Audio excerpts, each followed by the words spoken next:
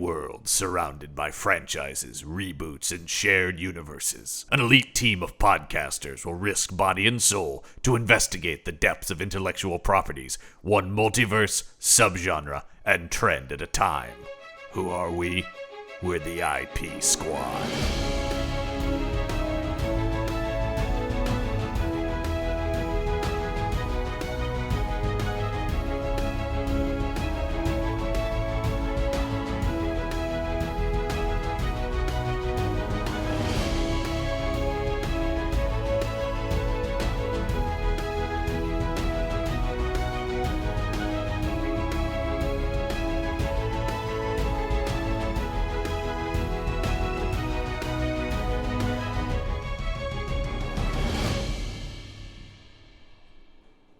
Welcome to the IP Squad. This season, of course, we're covering the works of Stephen King as adapted on film. I'm John Campbell. My partner for this investigation, Elliott Lewis. Yeah, John, I think this is going to be a right good one. Oh, yeah, that's right. Gonna have some warm beers out on the porch and, yeah. Yeah. Yeah. Boy, Yeah. we've covered two Stephen King movies before this, but then that were not Maine specific. One very much not in Maine. I don't know, where is Carrie set?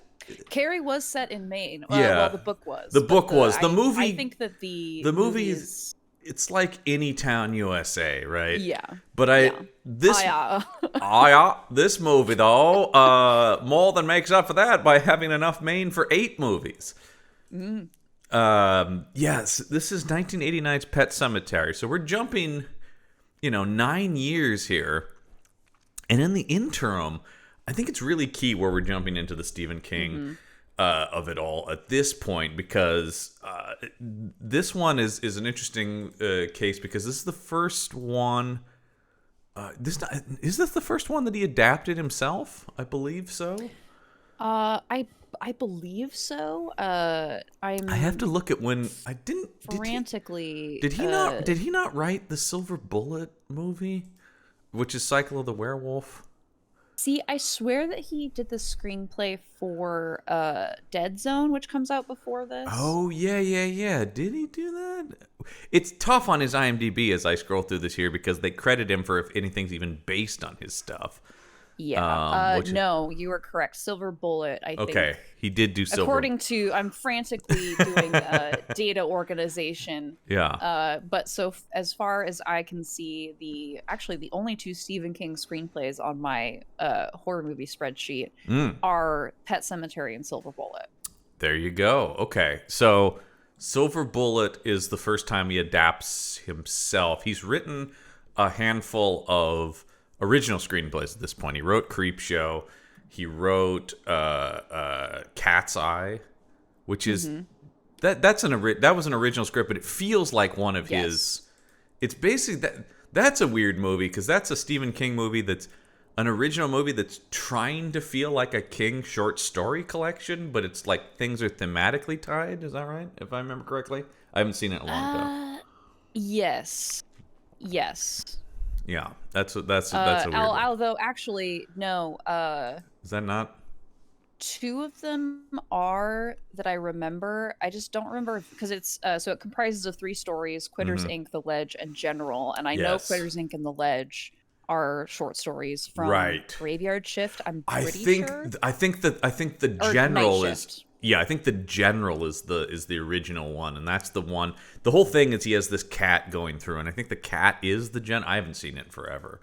Yeah, it's been a minute. But I think that's a thing where he took 2 of his short stories, and then added a new thing that became the wraparound for the thing. Yes. It's weird. It's a very strange film. But so let's talk about where King is at this point, because there's a flurry of film activity of King following last week's episode, which was about The Shining, because The Shining comes out in 1980. Then in 1983, there are 3 Stephen King films released in theaters: Cujo, The Dead Zone, and Christine. Yes. Which I haven't seen Cujo in quite a while, but I remember thinking it was okay. But I really like The Dead Zone and Christine. Yeah, I'm trying to think. It has been so long since I've seen any of those. I think I've probably watched Dead Zone more recently than Mm. Cujo and Christine.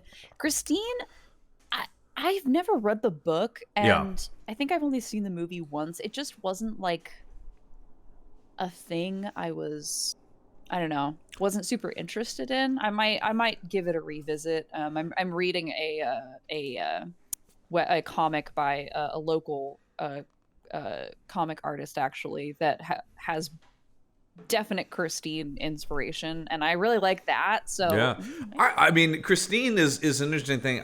That's not like one of the King books I go to a lot, but I, being a massive Carpenter fan, I love the movie. And the movie, it's interesting because I think we'll talk about this with Pet Cemetery this week.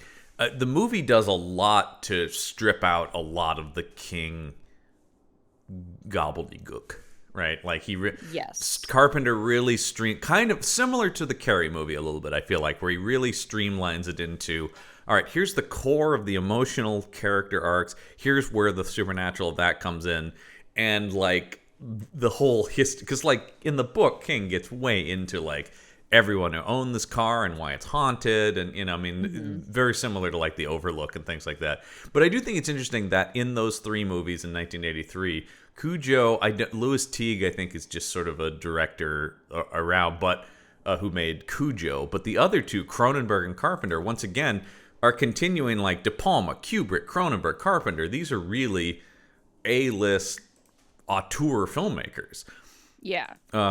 So I think I think where you start to fall off a little bit is when you start going forward, and then in '84 you get Children of the Corn. Children of the Corn, which I want to do as a future season. I left Children of the Corn off of the King because we would have been at Children of the Corn forever. Children of the Corn deserves its own season on this show because it really does, because it gets so buck wild so quickly. Yeah. And the fact that they've been able to squeeze like what is it at this point? Is it like 6 or 7 movies out of a short story? I think they're approaching 10. It's a ton. It's insane how many there are. And now they've rebooted. I think the most recent one was like, oh, we're getting back to the roots, baby. It's the dark modern reboot. Yeah, where you're just going like, it's insane. Oh, of course, the sixth one is called Children of the Corn 666. Oh, well, if it had John, it had to be. There's 11 of them, including the reboot that came out in 2020. That's almost as I think that's actually as many Hellraisers as there are currently as well. That's insane. That's Hellraiser is another season of this show for sure. You are having me back for the Hellraiser. Oh, yeah. Oh my God, yes, of course we have to do the Hellraiser season because that's. I'm so glad because I floated that to Meet the Monsters co-host Brendan Jones, who's like, I'm not watching any more of those fucking Hellraiser movies. I'm just like, oh, I'm all on board. And that has a very similar trajectory.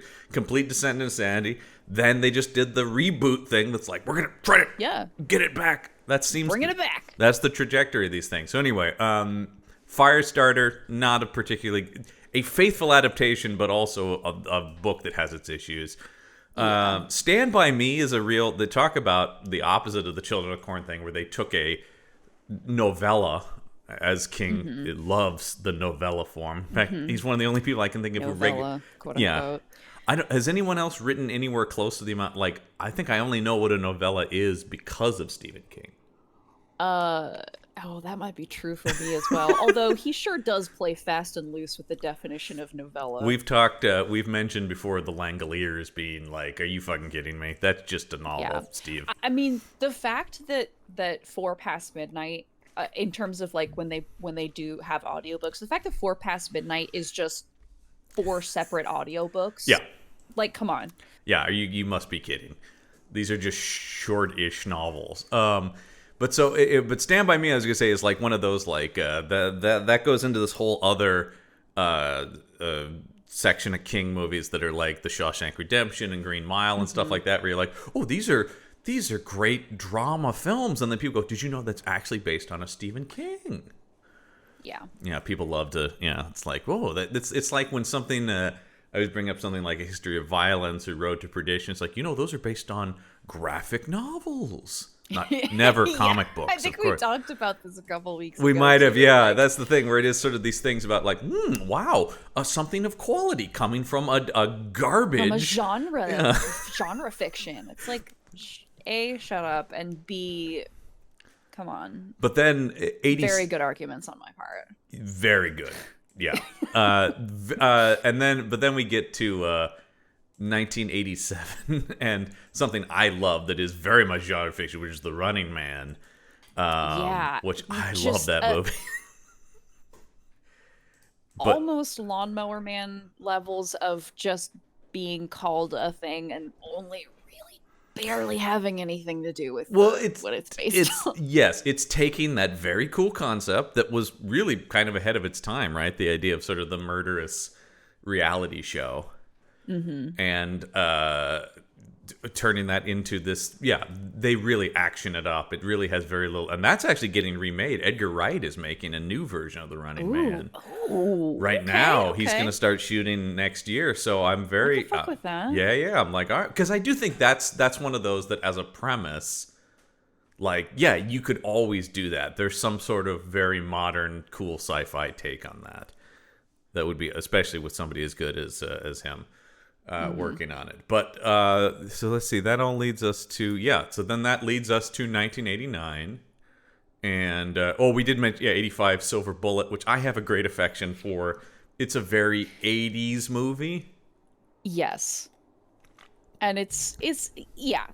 You can go listen to the episode of Meet the Monsters where Brendan and I talk about it, and I'm like, this is pretty good, and I think it's one of Gary Busey's best performances.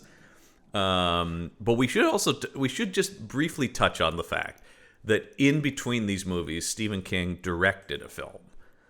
Yes. And if we would be remiss if we didn't at least mention Maximum Overdrive, if not only because it's another thing like this that is Stephen King is very afraid of big trucks.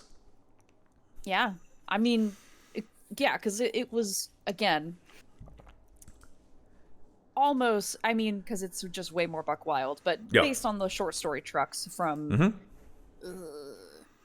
Skeleton Crew. I just keep forgetting, and all the early short story collections have such similar names. It messes me up every time. It's Night Shift. Night Shift. Okay. Yeah, I had to look that up though, to be fair. No, exactly. That where anything is, and of course it was one of those that was originally published in Cavalier magazine, whatever the hell that is. But yes, Trucks, which is one of those things that when you're adapting a movie, and I've seen that movie a few times, Maximum Overdrive, it's insane. And it's one of those things that's like, this isn't even a scary premise. Like, it's so goofy, it's just so like the idea of trucks coming to life. I mean, I guess it's somewhat scary, but I remember when How Did This Get Made did it on their podcast. They were just talking about like, how is a semi-truck sneaking up on people and stuff like that? Like it's, they're just so big and unwieldy and noticeable. It's almost like a kaiju movie in some ways. Oh, that's an interesting. I just thought of that right now. Interesting thought experiment. Yeah, that it's like it's an oncoming thing, right? I guess the idea is that it's relentlessness. Like, what if Godzilla was long instead of tall? And was the Green Goblin, which is one of my favorite things about that movie, is that it's just Stephen King going, there's a Marvel Comics villain in this. Yeah. Did I get the rights? What are you talking about? Rights? Do you want some of this cocaine? Yes, it's the addiction is not a joke, but no, it's not. Well, it was in the 80s.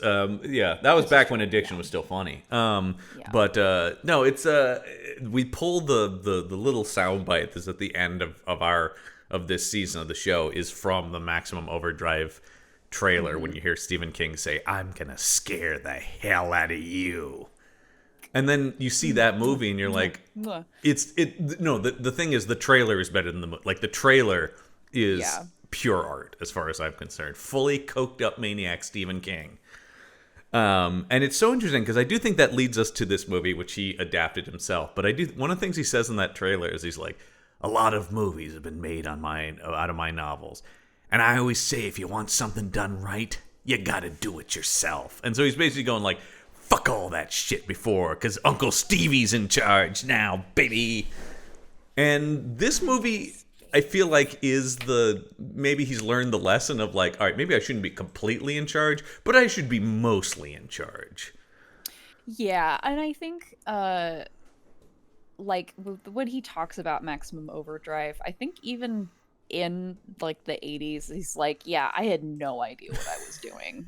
Yeah. I'm surprised this happened. I don't know that I've seen anyone immediately regret their directorial debut more than Stephen King. It was just like, nope. And of course, yes, he was in the throes of addiction, but I do think, and from hearing anecdotes from people who are on that set, because I too would be, if I ever met anyone involved in that movie, it would be impossible not to ask about being directed by Stephen King. Yeah. It seemed like he was just once again, you can write it off as the addiction, but I think also it reads a lot of him just going like, please don't anyone ask me a question because I don't know the answer. They talk about he was just incredibly quiet and just had not a lot to say. Wasn't really directing. It's just sort of going like, as long as this just thing keeps humming along. Because if he had liked that process, they would have given him more movies, regardless of the failure of that. He could have directed a ton of movies by now. We've mentioned before another potential future season of doing Crichton, and Crichton directed a bunch of movies. Mm-hmm. It's not a path that was untread. So I do think it's clear because he could have directed this. It just seemed like it wasn't his thing. You know, no. you'll try anything once, but right, exactly. And I think that's very much what happens here. So let's get to 1989 and Pet Sematary, which is a screenplay by Stephen King based on his 1983 novel, as we've mentioned, directed by Mary Lambert, who's coming off of she's a big music video director. Yes, in fact, that was like the only thing that she had done up to that point, it looks like. Yeah, I think she had done one feature, 87 Siesta, that classic. I don't know this movie at all.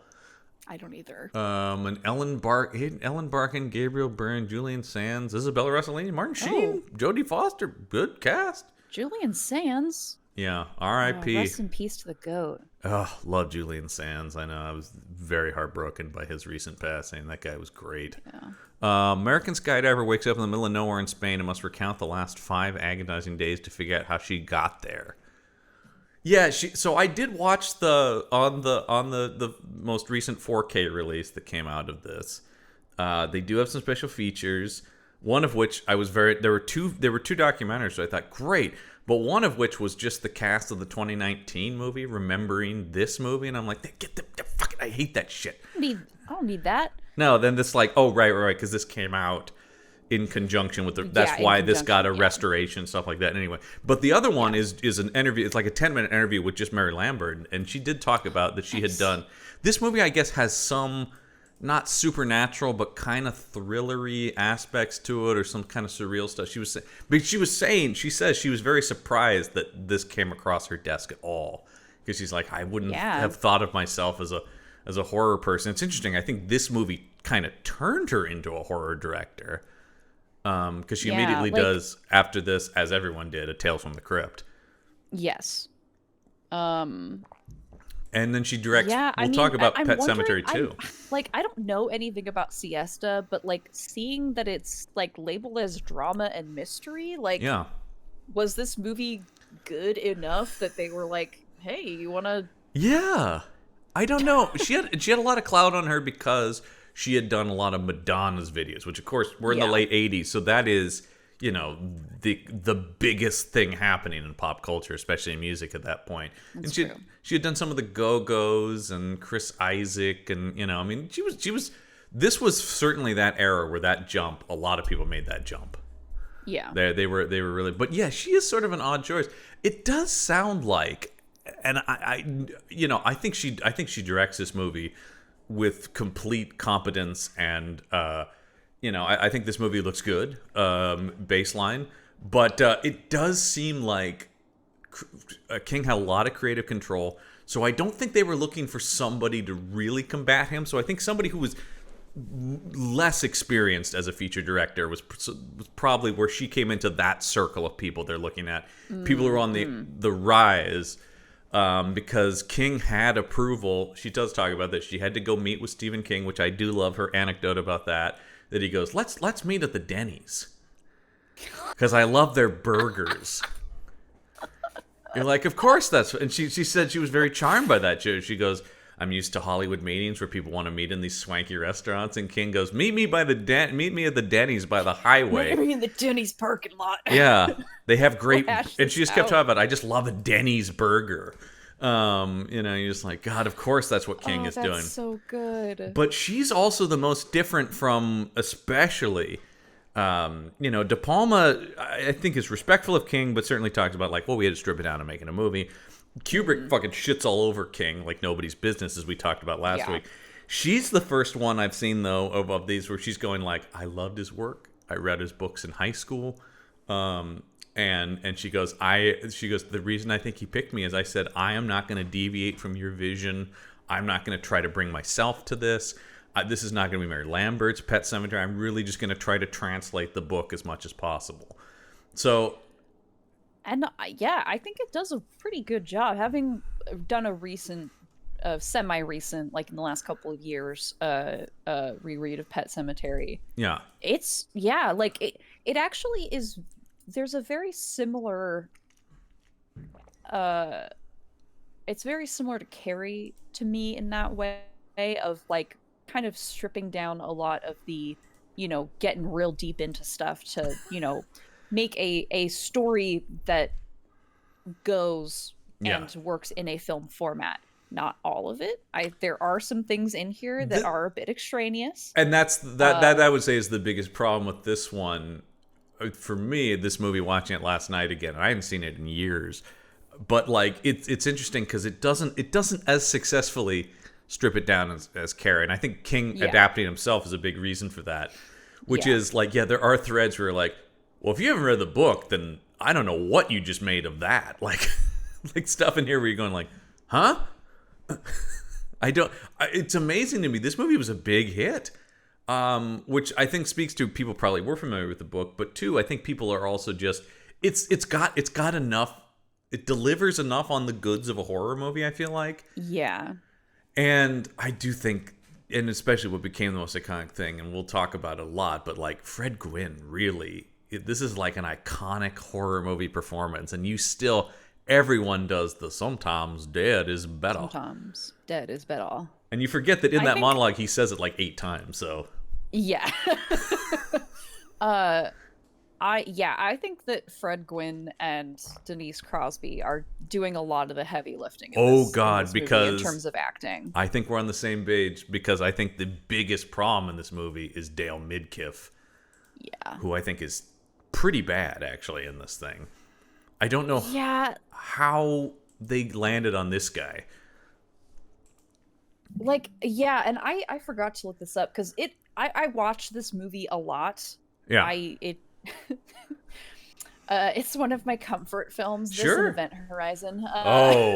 You and I both share a love of Event Horizon, which is awesome.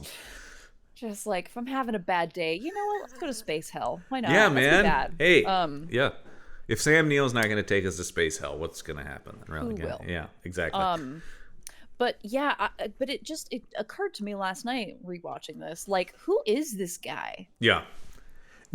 I mean, so I did look it up. Kind of nobody. I mean, he works, but like an episode of TV shows. He's on like an episode of CSI, an episode of Dexter. It's like it's so weird, because in the trivia they do talk about King really wanted Bruce Campbell, which is so, like, every single horror movie I ever watched, somebody always goes, well, we really wanted Bruce Campbell. I mean, of course you did. But okay, every time we talk, which this is only the 3rd time, but every time we talk about King's ideas for casting, it just reminds me of the heyday of like early 2010s, like being on Tumblr in the early 2010s, and like everybody's like just gross misconceptions about like how to cast something. Like, oh, I think that I can't pull any examples right now, but just like when people like throw out a name and it's like, how did you even, this is like an A to F. Like, how did you get here? Yeah. No, and that's the thing where I think I mean, it probably is just a thing too, where King's just like, I like that Bruce Campbell. Yeah, right. Which I guess there's no problem with that, but well, the thing about him, Louis Creed as a character too, right, is I don't know that it doesn't have.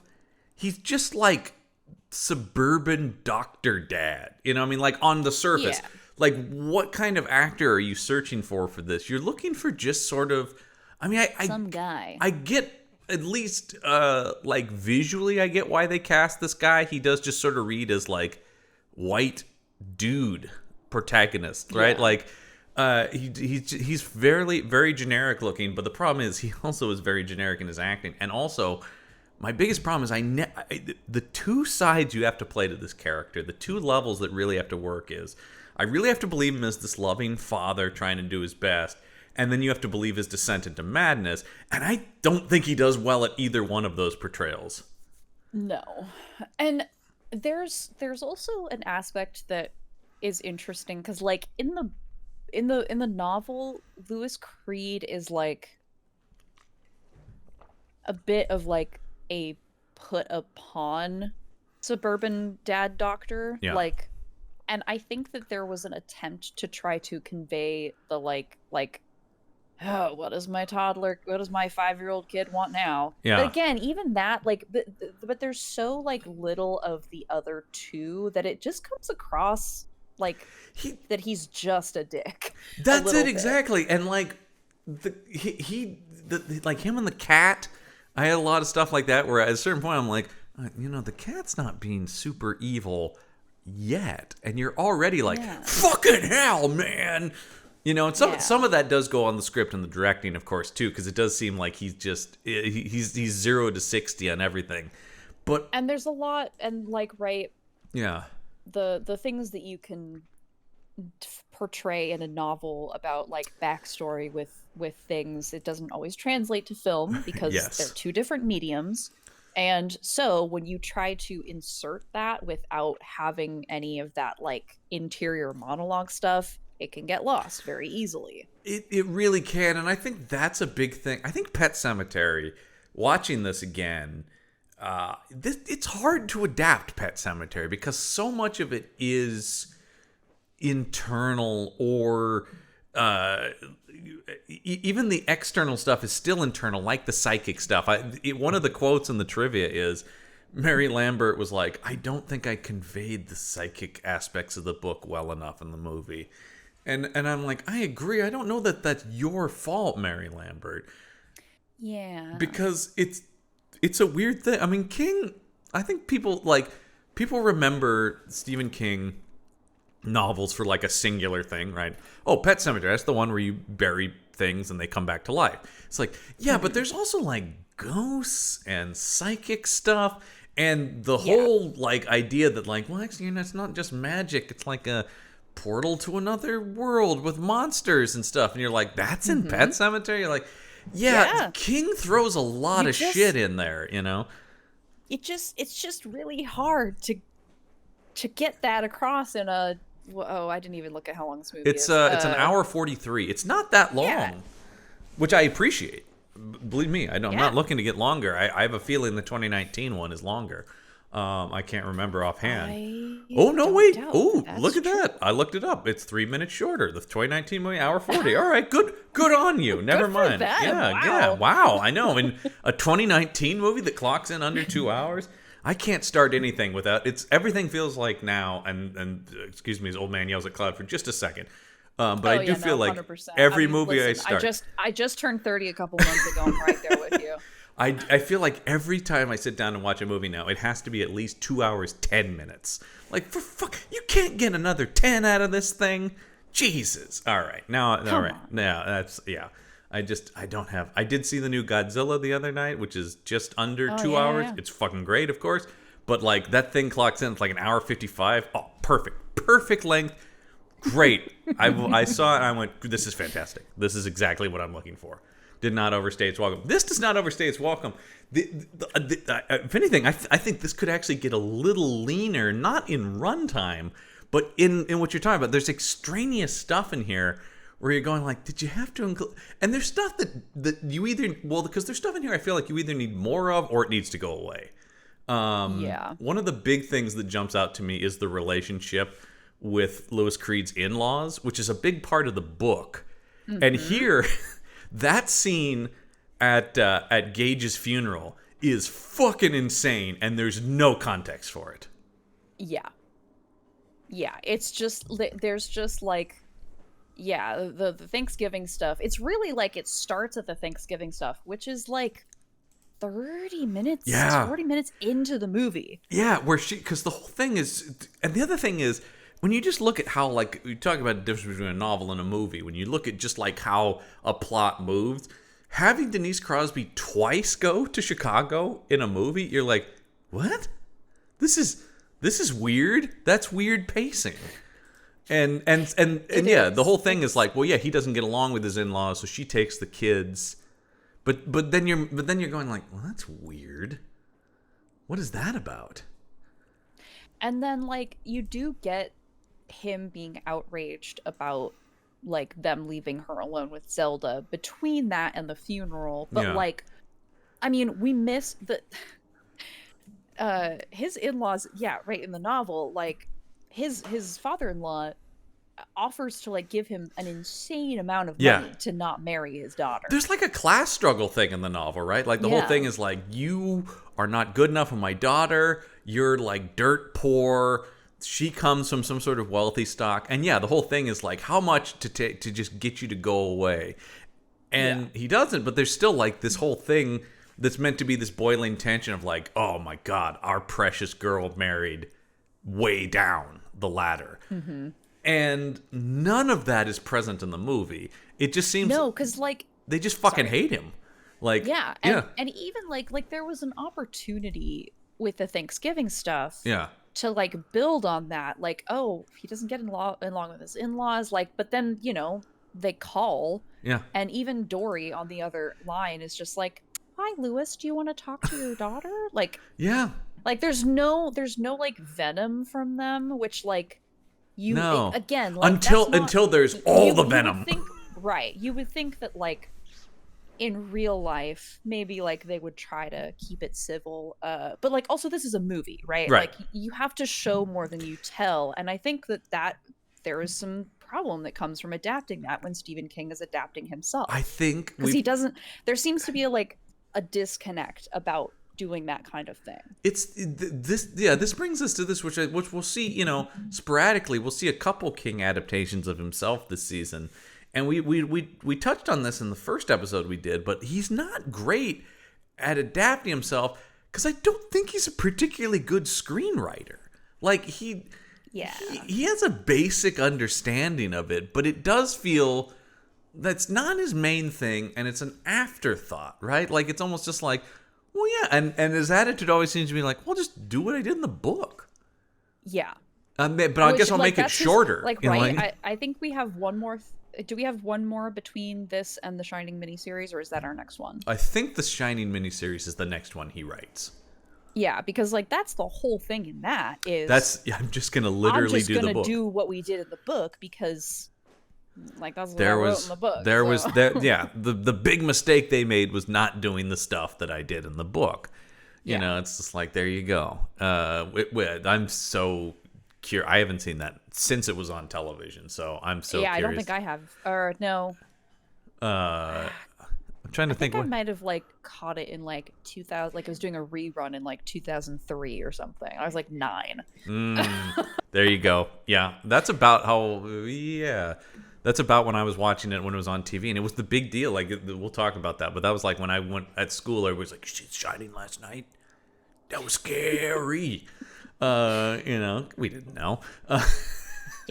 But yeah, I don't think. I don't think he doesn't really. Well, we're not doing The Stand. He wrote The Stand as well, but that okay. He wrote The Stand miniseries. We're not covering that, and I don't think he he doesn't adapt himself a lot. I think some part of him knows. I think some part of him also not even knows. I don't think he likes writing screenplays. Because once again, that's another thing. He's not, because there are guys and novelists and stuff like that, right, who are sort of like, you can tell the frustrated screenwriters who kind of, you see this more so, I think, in comic books, and that makes sense because the writing of it is closer, right? You're writing scripts to be translated, but these people who are like, well, I really want to write movies, but that didn't work out, so I'm going to try to backdoor into this. Yeah. King is not that. King is a pure novelist. And we've talked about Danse Macabre and like maybe him not even... He's a movie fan. He loves movies, but also doesn't seem to grasp why. Yeah. Yeah. Is maybe the best way to state it. Yeah. Yeah. I like movies because they're neat. It's like, okay...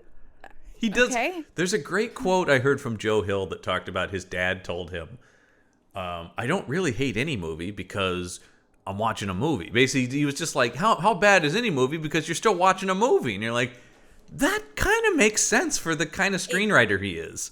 Yeah. Hey, this is pretty cool. Like, he has good sense. He's just like, this is pretty cool.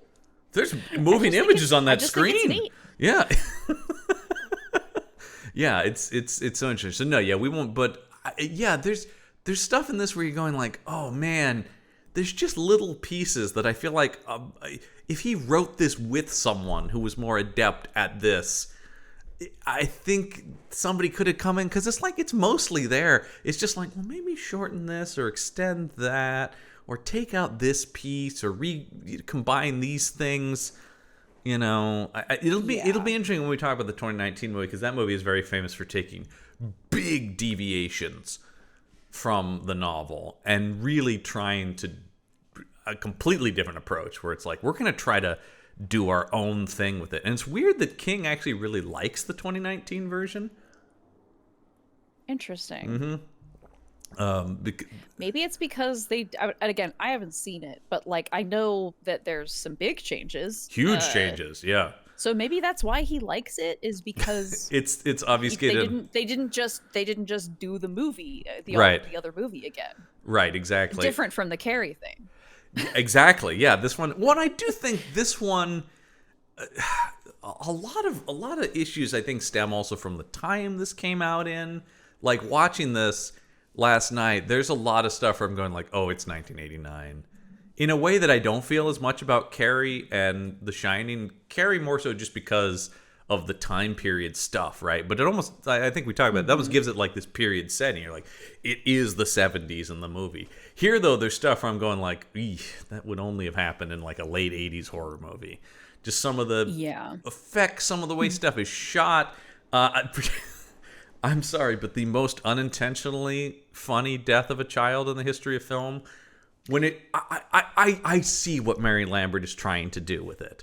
Yeah. But it's so hokey when the kid gets hit by the truck and it starts going to all the baby photos.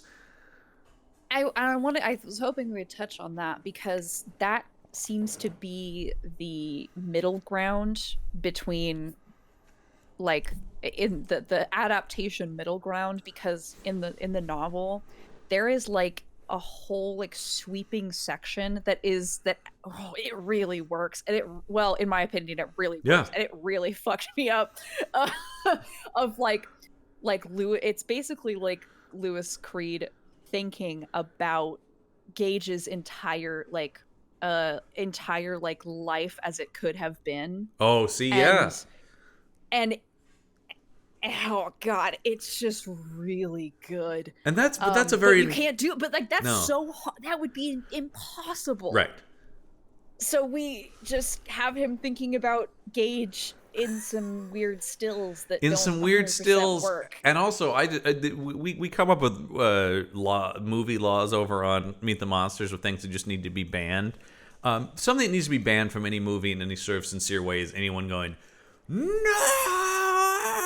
because as soon as they do that, you're like, I can't take this seriously, even though a kid got hit by a semi. It doesn't help that that Dale Midkiff Yeah, is not the strongest performer. it's really not. I mean, that's the thing about it. I don't know that Bruce Campbell would have like fit this role perfectly, but he's a better actor than this guy. He's certainly a more compelling presence and could probably play some of the emotional levels better than Midkiff. I would have cast Scott Bakula. Oh, that's a guy stuff happens to. Yes, Bakula. See, that is interesting, and I think they could have gotten Bakula because obviously, I think one of the things that this does read as this.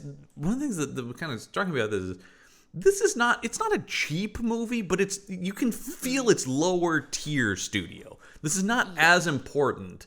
So that's what I'm saying. But like Bakula coming off of like Quantum Leap, yeah, Bakula's a good choice because you do need just sort of like American guy, but like a guy who can play some levels. This guy is just, I feel like they just cast this guy on a headshot. Like you just go like, oh yeah, he looks right. Yeah. The other weird thing, if you want to catch Scott Bakula as a guy who stuff happens to, check out Lord of Illusions. Well, Lord of my other comfort yes, movies. Lord of Illusions is great, or a King scripted thing. It's not Bakula, but a guy who he was too early at this time. But I think a good casting is Tim Daly in Storm of the Century. Ooh, yeah. King likes these kind of like handsome kind of hero guys who are, you know, a little boring, but there's more going on.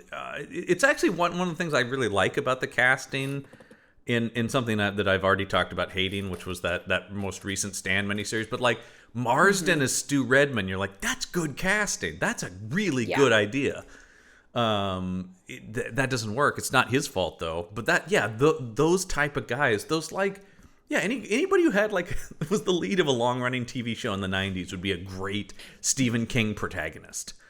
And maybe that's why Duchovny is in Bloodlines. 100%. Duchovny is a perfect King leading man. Like that's exactly it. I have not seen Bloodlines because it came out right when we were talking about doing this. So I'm actually holding off watching Bloodlines until we do it for this, which I'm same curious to watch.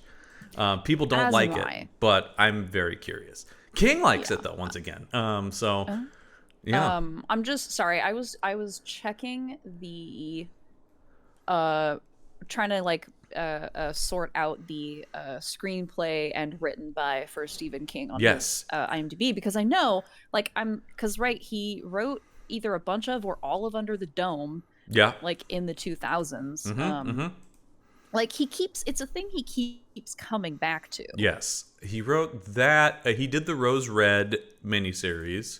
He wrote that. It looks like he wrote 9 episodes of The Stand. I don't know how long that was. So that's about all of it. I think that is all of it. So he did that. He wrote both Stands then. Yeah.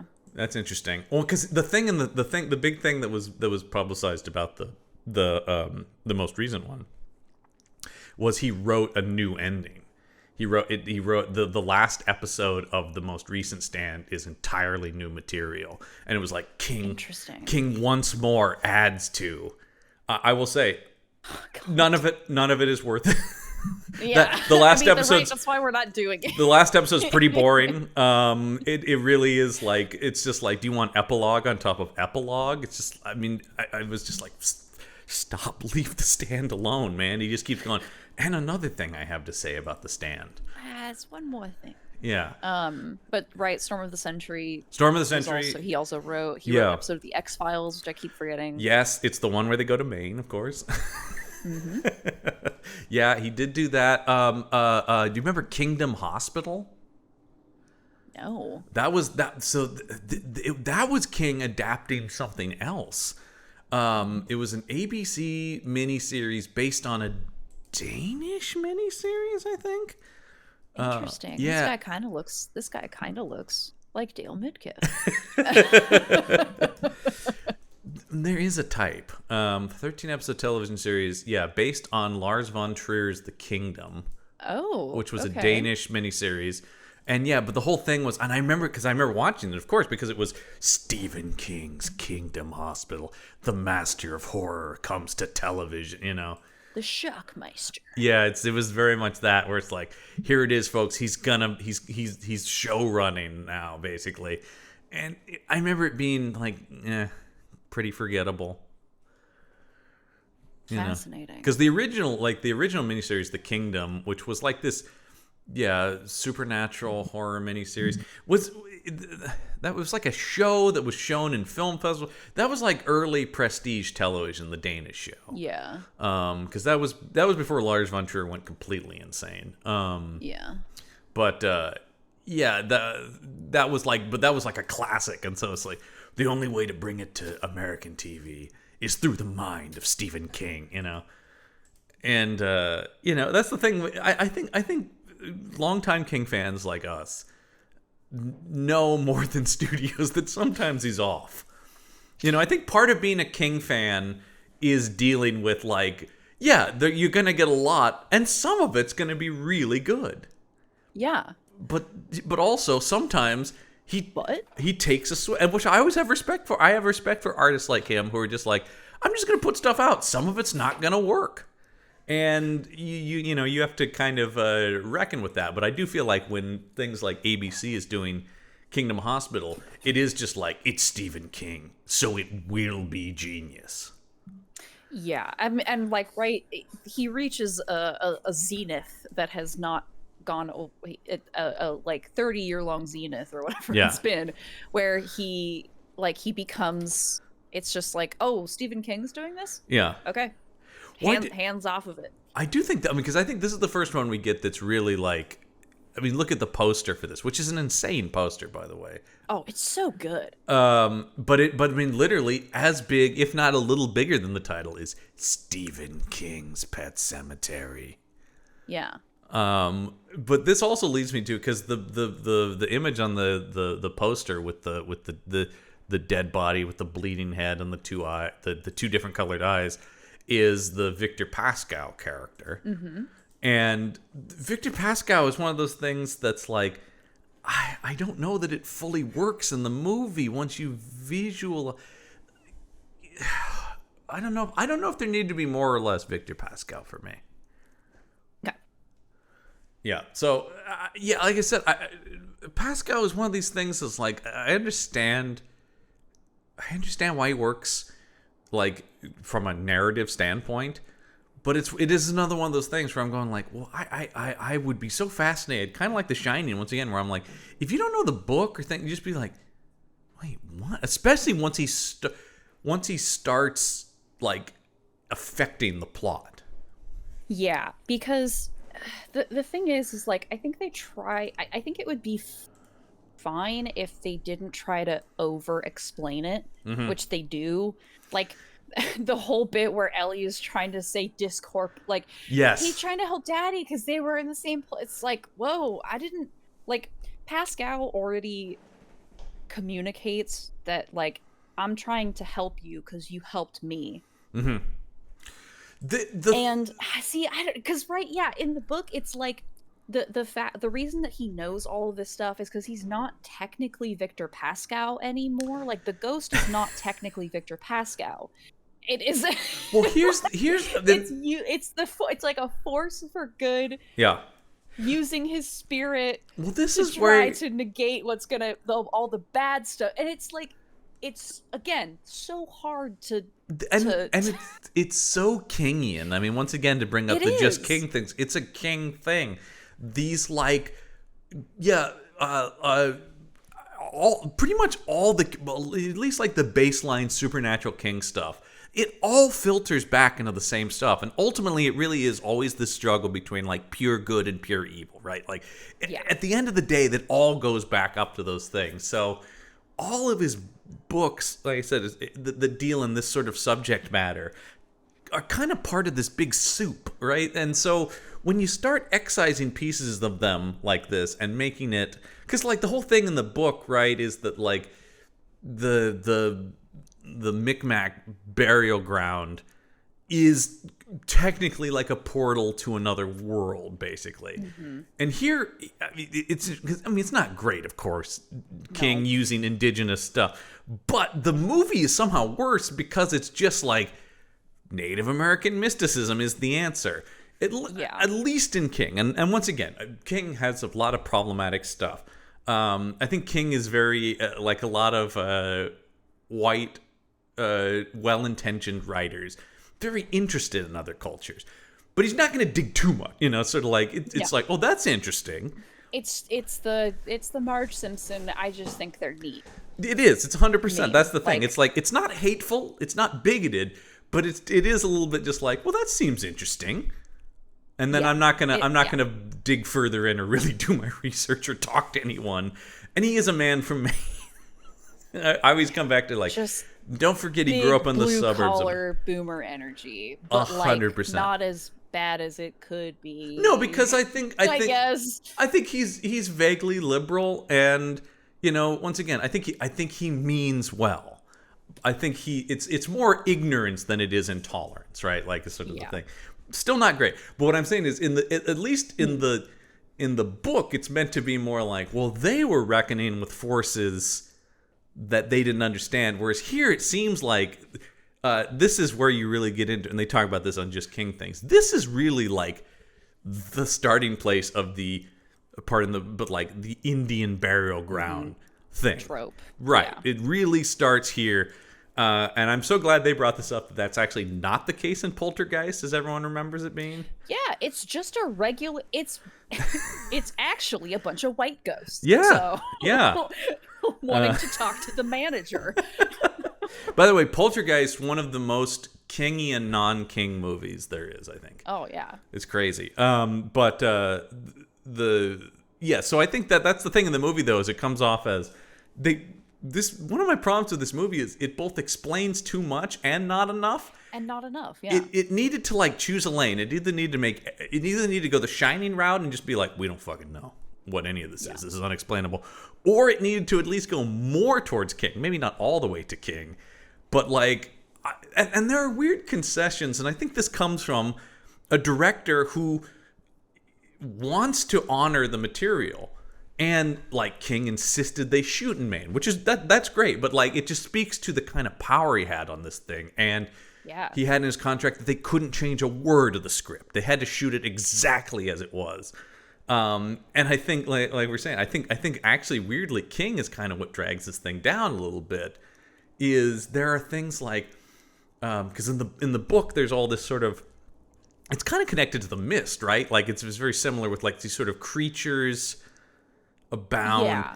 And here in the movie, there's like, they even talk about this in the trivia. They made concessions like, well, we can't show any creatures, but what if we put really large sounding footsteps around in the woods? And you're like, well, that's just weird now. That's a weird choice.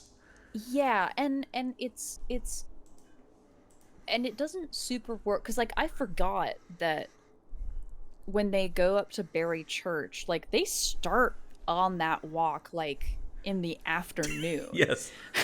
And it's not exactly creepy. Right.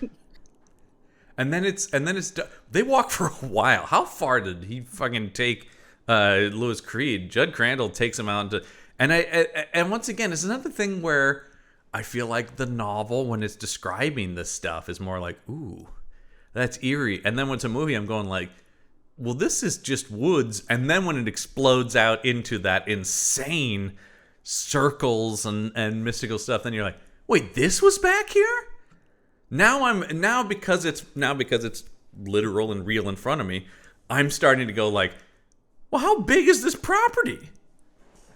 Which is not a thing I should be thinking, but I am. I mean, right? Yeah, because the that issue stems from this like not having enough of a signifier of like the gate, right? Quote unquote, of the passage from one, reality into another, right? Like because that's. I just want to remake this movie. No, they already did that, and it didn't work. No, like, yeah, the Pascal the dream sequence when the deadfall is like lit from like that was really good. That was really eerie, and I don't understand why that was not carried over. You're right about that, because that's a very interesting thing, that they make it this dreamlike thing. Then they also make but then the dream is literal, because of course he wakes up and his feet are all muddy.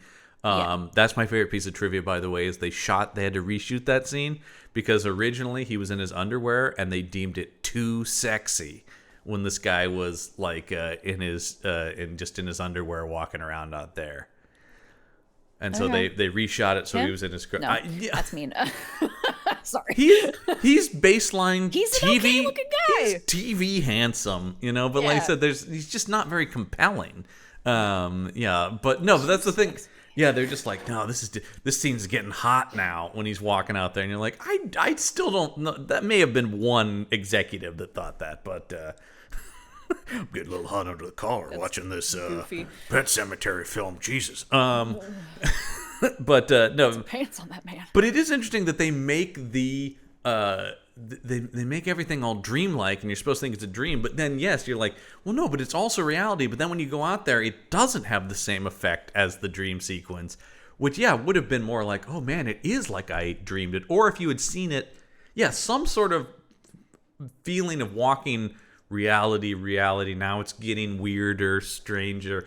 I don't know if that's a budgetary thing or a time thing or whatever, but like, if there had been more of a feeling of like, once again, things like Kubrick does in The Shining, where it's like, oh, things are just starting to get off.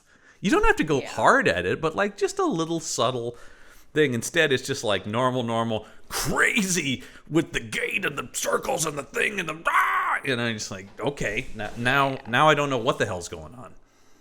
And a thing I noticed last night, because we just have like subtitles turned on our TV, right? Because I'm 30 no, but so a thing can't hear anymore. I can't hear anything anymore. I've never been able to hear anything really.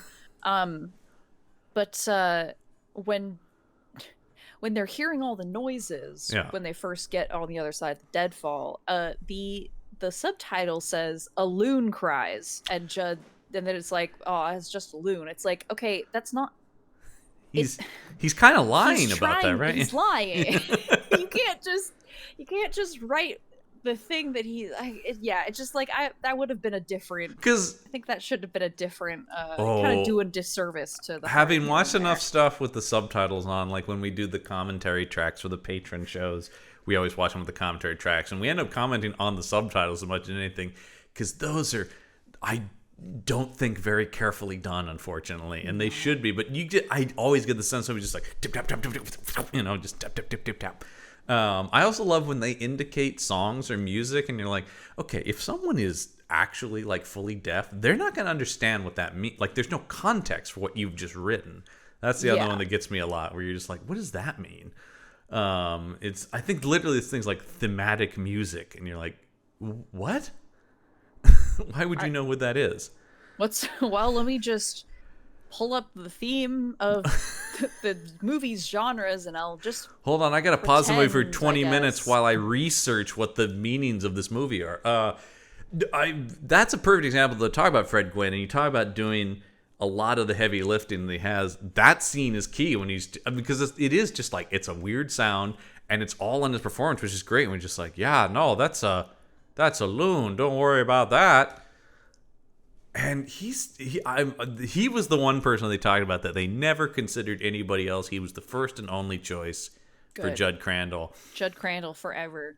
Oh God! Nothing but respect for my Judd Crandall. This is, and we will get in the 2019 remake. We do get John Lithgow, one of my absolute favorite actors, but that's a whole different thing. But no, there's no question that just Fred Gwynne. It's, by the way, such an interesting career in Hollywood, right? Like, he was Herman Munster, which is just, it's crazy to think about that it speaks to what a good actor is, that didn't just kill his career.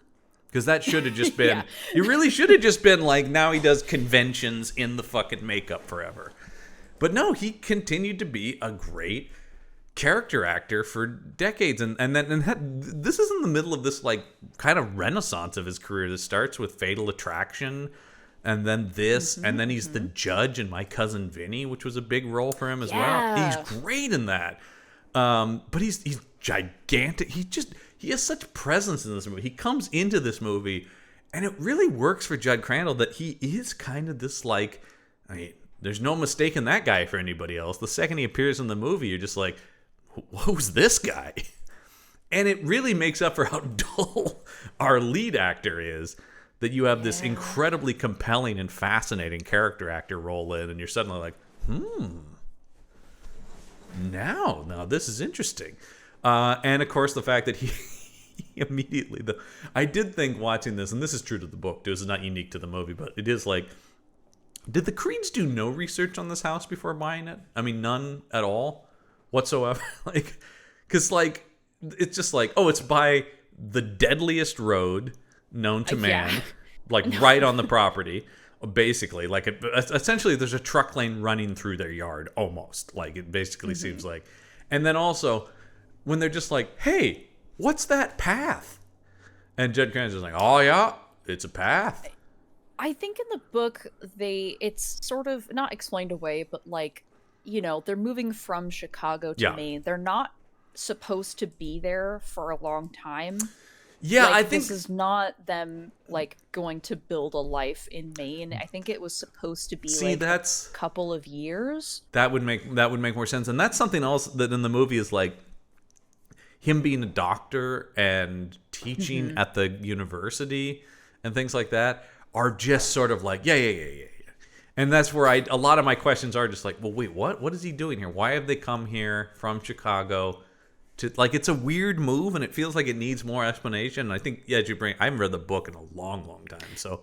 And the thing about the path, and I don't remember the thing about the road. Like, it might be something that like the realtor just like was like not gonna, because like I need to sell this house. I'm not gonna. Aside from my kids getting killed, I'd also be pissed about that noise. Yeah, right. Yeah. But I'm trying to remember. Like, I think in the book, like the house is far enough from the road that it's the house itself that the noise isn't supposed to be a huge problem. But anyway, so the thing about the book though is that the path, like Judd knows way more about the historical property lines in Ludlow, Maine than any human being alive should. I did listen to the Just King things about this, of course, which I've been doing just to fill myself in on the books again. And they do talk about the fact that he has like memorized like town charters and stuff like that. Yes, whole passages from the 1700s. Like a monologue about I think it's when he talks to Lewis the first night when he's like telling him about the path. Like, I think he like has this whole thing about like, oh, property lines. And but it's a very horror movie. It's a very horror movie moment in this movie where he's just like, when they're just like, hey, what's that path? Kind of casually, and then he suddenly just stares off like, yeah, that path. It's got an interesting story. I'll tell you sometime. And trying to put myself, I would just be like, you will tell me now, because that is the most cryptic. Yeah, what the hell? When he's just like, yeah, it's got a lot of history. I'd be like, I need to know everything about it right now, sir, because just like, oh, haha, what a silly old Maine man. Because like, and that's what's so good about Gwynne's performance, right? He vacillates between like, oh yeah, come on over, have a beer, and there's danger up in them hills. Like it's such a in a different. This would be the stupidest performance in a worse actor's hands. It would come off as the crazy guy from a Friday the 13th about, right? It would be the crazy old man going, yeah. But it's so well calculated and played. There's an inherent warmth to him that I think comes from him being a sitcom dad, but then also knowing when to go into the like, yeah, well, sometimes dead is better. And that monologue, as much as that, it's one of those movie things that like everybody does an impression of it, but then when you actually see it in context, you're like, oh, this worked for a reason. This is really good. I mean, like, I said earlier that he's doing a lot of heavy lifting, and it's true. Like, there's a lot of gravity to his performance. Yeah. Like, he is very like, man, when he starts crying, when he's like saying like, I might have killed your son. Like, yeah, you believe it? It's very believable, right? Yeah. Like, people talk about like, oh, I want a realistic performance. I want to believe it. It's like. Take a class from watching Fred Gwynne. Fred Gwynne said of this that he put on the character of Jed Grant, quote, like a pair of overalls. Yeah. Yeah, man, that's it's so sad that he died at only 66, Fred Gwynne, not super long after this, which is just a shame because he would have done a lot more awesome. His last movie was My Cousin Vinny. He was just, the guy was just solid and could do anything. Like, it's like Herman Munster, great classic sitcom performance and totally silly. And Yeah. anytime, God damn it, we did review that Rob Zombie Monsters movie over on Panel Up, and when you see other people do it, you're like, oh no, he really was doing something special with that, wasn't he? That's not actually easy to replicate. And I think the other person we brought up is doing a lot of heavy lifting is we haven't talked about Denise Crosby, and I'm always about to talk about Denise Crosby. All right, Love Denise Crosby. Love Denise Crosby. She was being people who've listened to me talk about anything know that Star Trek is like in my blood. And being a kid, that was one of my early like crushes before I knew what a crush was. Like it was just like that woman makes me think and feel things that I don't understand. And she was so fucking cool on that show, and it's always a bummer that of course she left the show. This is actually, it's interesting because this is like basically what she does right after leaving Next Generation. Oh, okay. Yeah, which in some ways sort of feels like, well, hey, good on you if you left that show, but you're doing a big Stephen King movie. And she all the things that don't work about Midkiff in this, am I saying this right? Midkiff? What is that? Midkiff, yeah. Yeah, Midkiff. Dale Midkiff. Midkiff. Okay, yeah. I had to make sure that I wasn't screwing up. He's that forgettable. Yeah. But that's what I'm saying. Every time I say his name, I do keep having to tab back over the Pet Sematary is that right? cast list. Is that right? Yeah, Midkiff. Okay, yeah. Who could care? But yeah, everything that doesn't work about him, she's doing in spades. And she has the lesser part. She has the part that the movie is less interested in. Yet at every moment I buy her terror, her confusion, her emotional state, and the fact that this character is basically nothing in the script. Really, like on paper, this is not much of a character, and it's all Denise Crosby's performance. Yeah. Man. Her like, you know, her big thing she gets to do, her monologue about Zelda, it is just the thing that always sticks with me is where she's like is the part where she's saying they thought I was crying, but you know what, I think maybe I was laughing. That's good like stuff. That's always sticks with me. Yeah. Absolutely, she's fantastic in that. I want to get back to Denise Crosby, but since you brought up Zelda, I do want to bring up that this is a part of the movie that does not work for me at all. It's a wild swing, and this is all Lambert talking about casting this adult male actor to play Zelda. Basically, going, we looked at kids, none of them were creepy enough. And it's another thing where I see what she's trying to do. I do like, right, like this whole idea about like we are seeing Zelda as the character Rachel is remembering it, right? Yes, it has to be that, otherwise it's insane. Otherwise it's buck. Yeah, this is also what I was thinking through last night. Yeah. It's like, so this is clearly the Rachel's fear, right, of her. Yeah, because it is an adult man in so much makeup in this like hideous monster mutant sort of, because the whole thing, and this is from the book, of course. I mean, like I said, the movie is point by point pretty true to the plot of the novel and stuff like that. But yeah, there's this whole trauma thing because, you know, King. It's so interesting that King talks about how Pet Sematary is the only book of his that scares him. And you're like, oh yeah, because like a lot of your shit is in this book. Like clearly a lot of your fears and anxieties are in this novel. And it's a book about people confronting death, right? Yeah. And very concerned with the death of children. Yes. And King is at that point a father of, do he have 2 or 3 kids at that point? I think it's at least one of the boys and the girl. Yeah, I can't remember if he has. Yeah, but anyway, I can't remember if it's all of them. He's a father to young children, though, and so it definitely is him. You know, and he does tell the story of like the way that Gage dies is a like the thing he thinks about, because I think it was Owen who did something similar, was like running, and he imagines like, what if I didn't catch him? Right. And like that is that bit. And that's so much of King's best stuff comes from that, right? It's always like, I mean, as we talked about with The Shining, it's like I stayed in this hotel and it had this thing, and I started to go, well, what if this and that, you know? I do think he that's one of the reasons his books get under people's skin, is there's a real primal fear in them. The other thing that they talked about in Just King Things as well is that when Owen was young, he was potentially diagnosed with something that could potentially be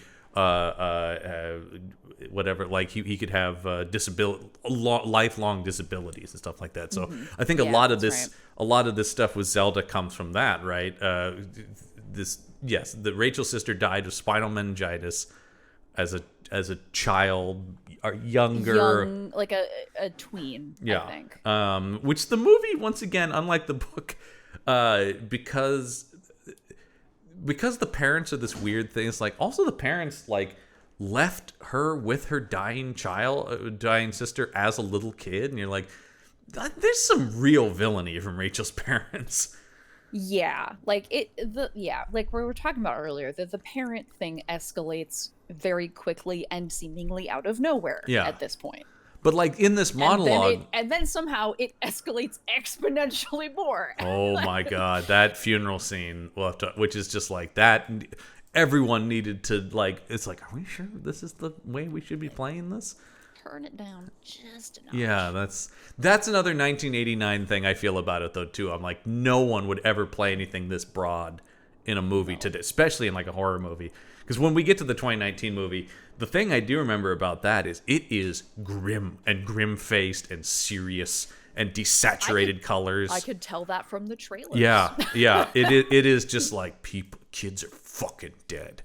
Kids are fucking dying in this one. Yeah, it is just like we'll that. Kill both the kids, maybe. I don't know. Elliott didn't see the movie. We're going nuts. No, well, we'll get to it. Sicko mode. Yeah, you don't even know. You know what? Don't even come to the movie. It's gonna fuck you up. Okay, I won't. Yeah. But no, yeah. So it is interesting that it's handled this way. The score is also only in this time period do you get this score, which is trying to do this. Elliott Goldenthal is the composer on this, who was big in this era. He did the Joel Schumacher Batman movies. That's of course what I go to him for. But which are actually pretty decent scores. That don't indicate how insane. Yeah, that don't indicate how insane those movies are. The score is a pretty legit Batman score, and then you have those movies which are nuts. But the thing about that, it's vacillating between like idyllic family stuff and then like ooh creepy stuff. But yeah, I it's a weird choice. How does Zelda play to you in this movie? I mean, right, like it is hard because like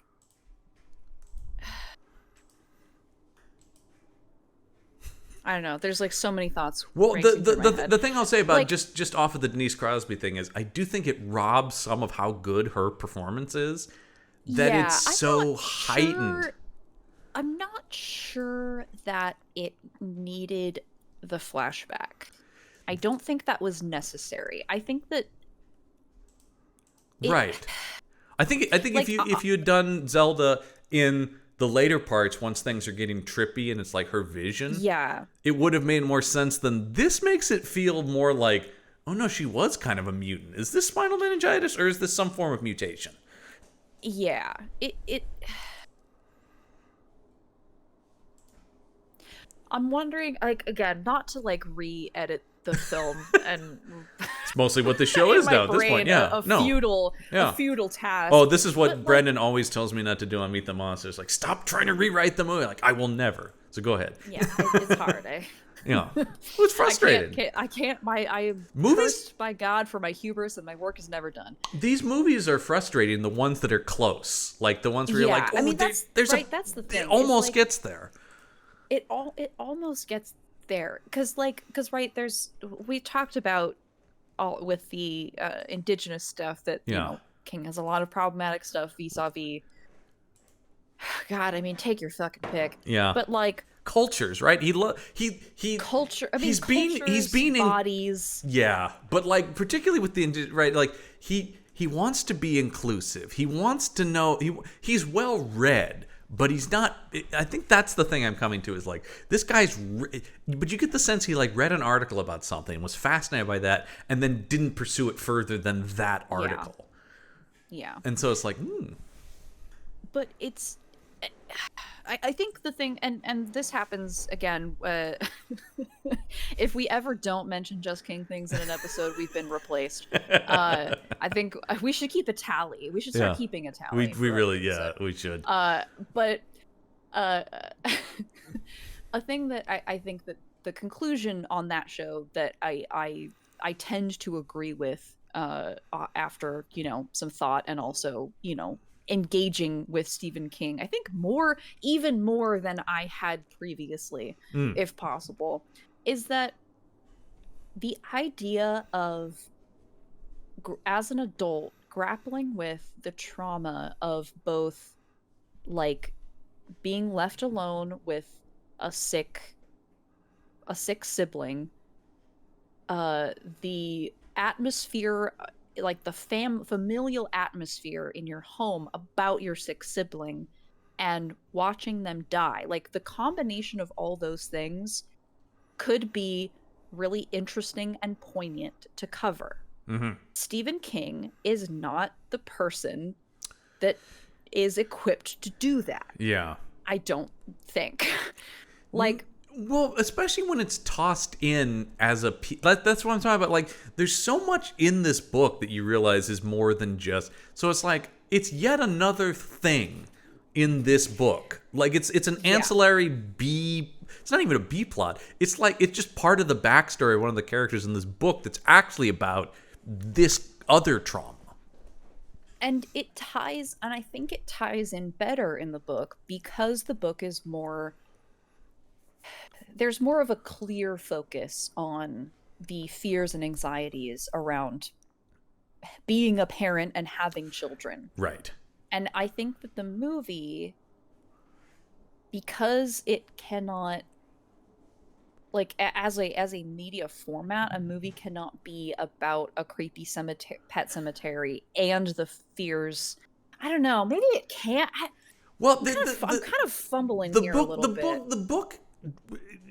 The book really works thematically, right? I think is one of the things. Like, and the movie feels disjointed because it doesn't cohere as much as like the book. I think, and once again, I'm saying this from memory of having read it years and years ago. So, but like the thing about it is, if you take just the plot points of Pet Sematary, it feels a little disjointed and also a little like things like the cat getting hit by a truck and then the kid getting hit by a truck, and you're like, they both got hit by truck. Like when you start looking at that, but when you think about it as more of a thematic novel, it works better. I think that's why it's very tough to adapt. I don't think it's one of his clearest narrative point A to point B books. I think it really is, in the way that a lot of great horror is, atmospheric, and it's really one of the things when King is really on, he's one of the best thematic writers there is. And but the other thing, I always feel this, but like in weaker King adaptations, they end up feeling a little more hollow to me, which I think is the case here, where you're going like, but you're only scratching the surface of something that has a lot of depth in the book. And I think how do you communicate that depth in this media?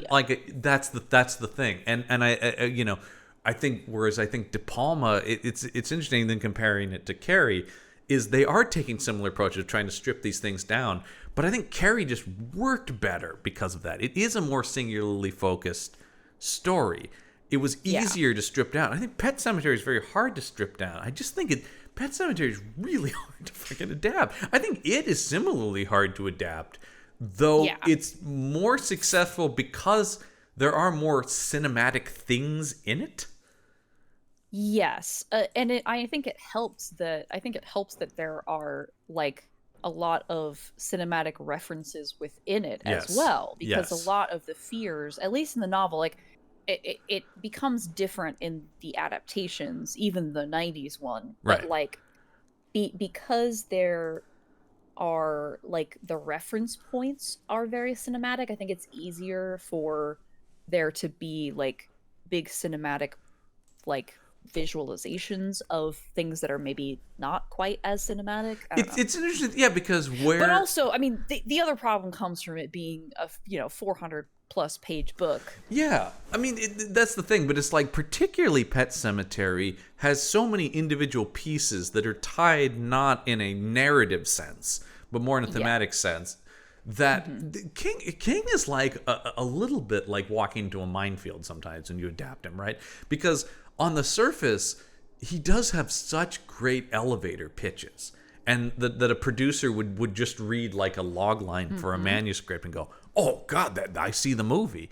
But then when you actually start trying to go, it's like, well, some of this is really heady.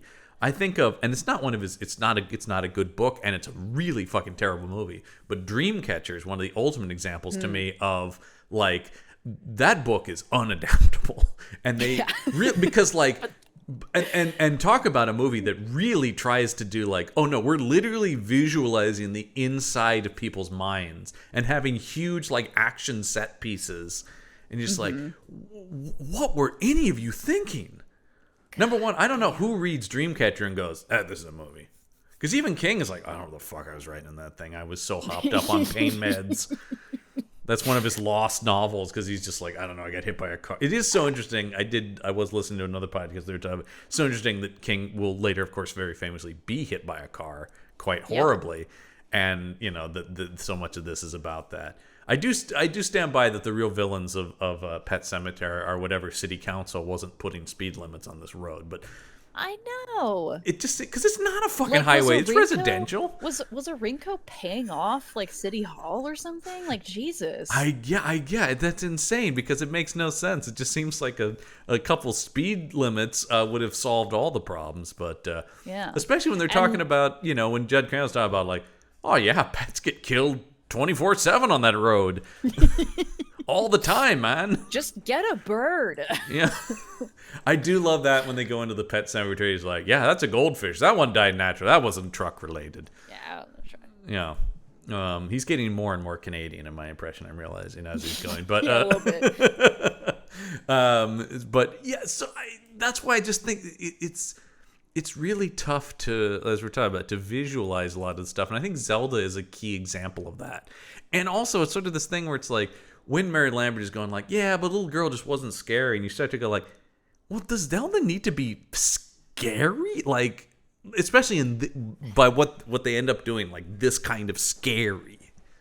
Yeah, I mean, it's like it's tough. Like, I mean, you were saying earlier, like this guy is in like a ton of makeup, like a Yeah. ton of Well, I makeup. should Like, mention it's and I think that detracts from it too. Like, you see, I think what we're coming down on is you see too much of Zelda.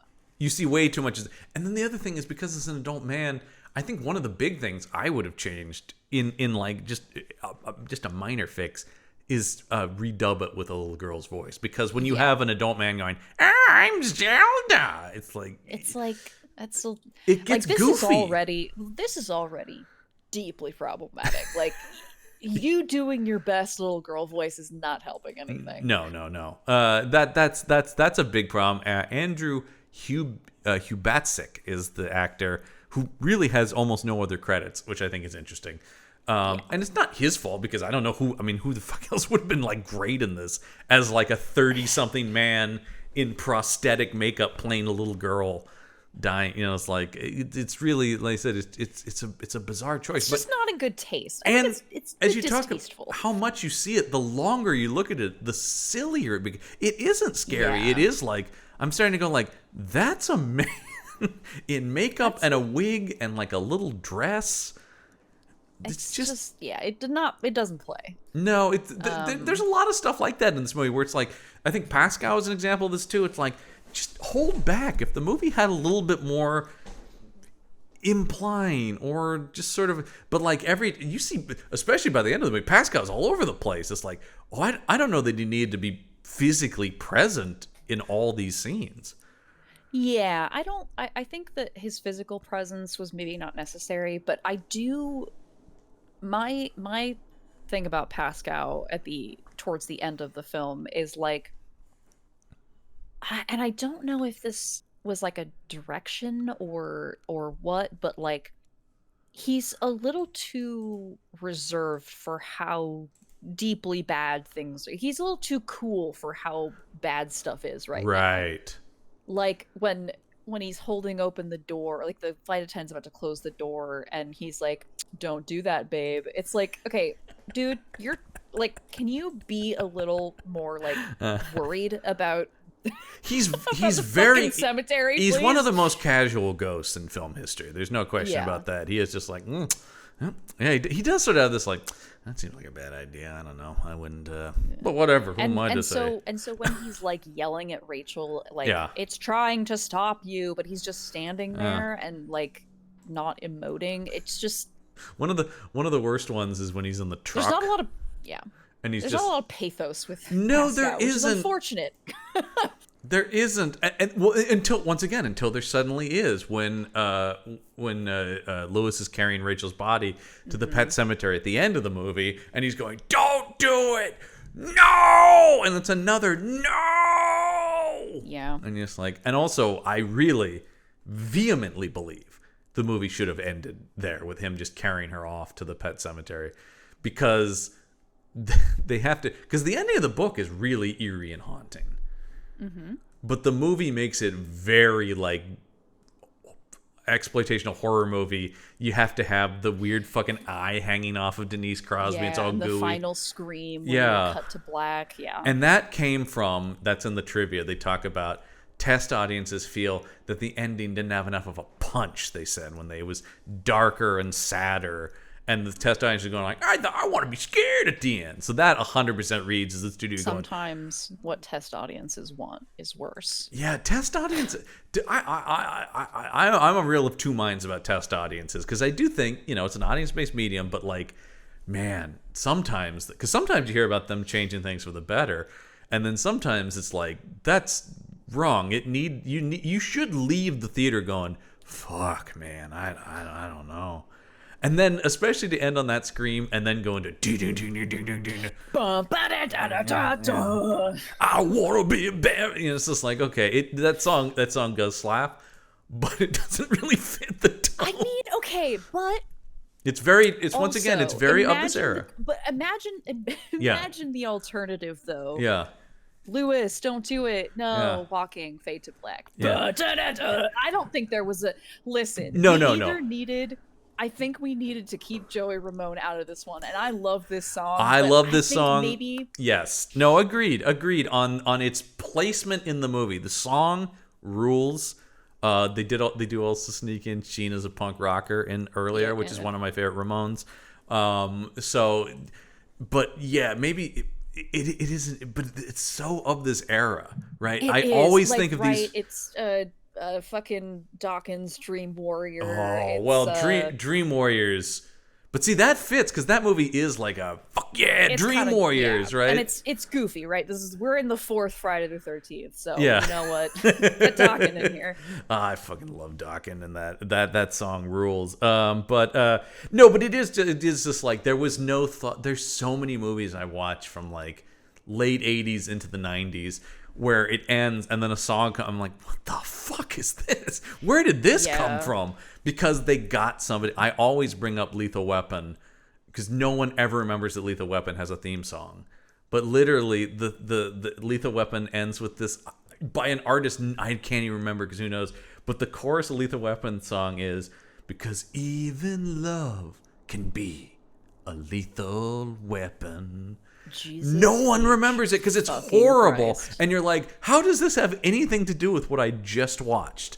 It's so weird. Like, this was a time when you had to have a song. Like, soundtrack sales were part of the success of a movie at this time. So it's so weird. Yeah, no, I agree. This is the exact wrong tone. As much as kick-ass as it is, and as much as, it's in a theater somewhere, Stephen King was like, the Ramones made a Pet Cemetery song. I love these guys. Yeah, this is it, man.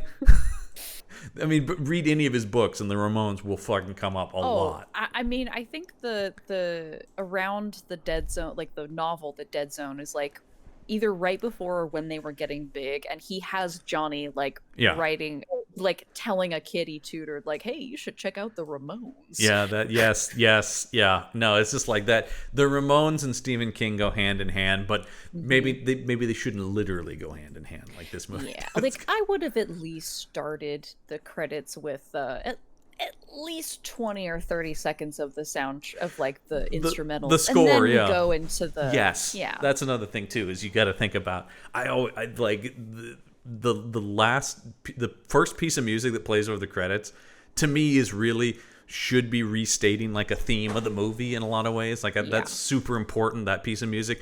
What plays over the once it goes into just the rolling credits down the stretch, whatever. But like but that's super important piece of music. Yeah, the repeat of the Echo of the Bloody Men cover of People Are Strange is very good for Lost Boys. Yeah. And Roger Daltrey's cover of Don't Let the Sun Go Down on Me is just a treat afterwards. It's just, absolutely, on top. That's just like, hey, if you're still here, check this out. But no, exactly that. Yes, Lost Boys, great go to credits song, great that they do that. But the Lost Boys is pretty much a perfect movie, as we've discussed. Yeah, I just wanted an excuse to talk about that. We're always about to talk about the Lost Boys because that movie rules. Let's see, what other? I'm trying to think of other things that stood out to me. In this, there's like I said, there's okay. I want to talk about Miko Hughes, who plays Gage in this movie because he's like a literal baby in this film. Yes. I think they a little over a year or two old. I think they taught he's like 31 months or something like that. 27. I thought it was 27, but oh yeah, I mean where in this like where they cast him versus and she Mary Lambert talks a lot about him in the documentary or the little interview with her that's on the 4K. She talked about that the studio was like, we really think you should cast twins. That would be how that's normally done. She's like, she was just like, no, but this kid is just, she goes, and she goes, I know this is going to sound weird, but he really wanted to do it. He really was, and she goes, I know he was pretty much a baby, but I'm telling you, he really wanted this part. Yeah, it's so weird, and you can tell that even as she's saying, she goes, yeah, I hear myself, but I'm telling you, this kid was 31 months during production. Okay. So during production. So so they cast him probably and just like that's nuts. Yeah. And she was like, I already cast twins for the other kid. I'm gonna lose. I know track. that's I can't. There's too many kids around, man. Plus we have 9 cats. They had 9. There were 9 cats that played church. About the cat. Yeah, they talked about they basically had a cat for everything church had to do. They talked about there was a snuggly cat, there was a swipey cat, there was a it's like that makes sense. I have it here. They said a jumper, a snarler, a cuddler. Like it was just like we have all these cats that do each thing because you can't fucking train a cat, not really. Very difficult, and especially like for like because I was wondering, I was like, this can't be the cat that's lying down in Ellie's bed and just sort of chilling. That can't be the same cat that's hissing at Lewis. Like there's no way. 9 cat. I do love one of the things that's an unintentional laugh. Once again, is when he goes over to find the dead church the first time after it gets hit by the car. And he's just like, well, I'm not a vet. I don't know if it's dead. You're like, it's fucking dead. The cat's like, nah. But that really made me laugh because he's just like, well, I'm a doctor, but I'm not a vet. I can't tell if a cat's dead. Come on. Come on, Lewis. It further adds to just how... A thing that plays better in the novel. Yeah, well, because you're not literally looking at what is looking at a frozen dead cat. Yeah. The most unrealistic. But and then oh boy does he not nail once again Midkiff. I don't think I really have nothing nice to say about him, but boy does he not nail that final confrontation with Church at all. No. It because once again once Church comes back from the dead, he is just like, fuck you, cat. Like there's no build to it. That scene when he throws the dead rat in him into the bath with him, and he's just like, you fucking cat, you crazy little bastard. And he's like, okay, Jesus. Yeah, I mean, and again, hard to ramp up when you're doing so many other things and you know, you're trying to have it be a movie length, but like, Yeah. yeah, again, right? Like stuff ramps up a little too quickly. Yeah, it is. Well, because what's interesting is, and that's one of the things that I think is really hard to capture about King in a feature film in general. Is one of the things I love so much about King. And once again, it's not this far from a new statement. This is often brought up about, but like he's so good at building the normalcy of the world and then bringing in the terror. But one of the reasons his best books work is you really get grounded in the characters before anything Yeah. happens. And here, the movie kind of tries to do that. It's really tough because a movie, once, especially in a time before we were making 3-hour movies every week that come out. Back to old man. The your movie wants to go. Like the second you start the film, it's off. It's on the rails already, and it's moving fast. Yeah. So. And it's finite. Yeah, and it's tough. So that's the thing that's always interesting about, like, well, okay, then it makes sense that a lot of his stuff got turned into miniseries, but of course those have their own problems then, which we'll discuss starting next week will be our first miniseries.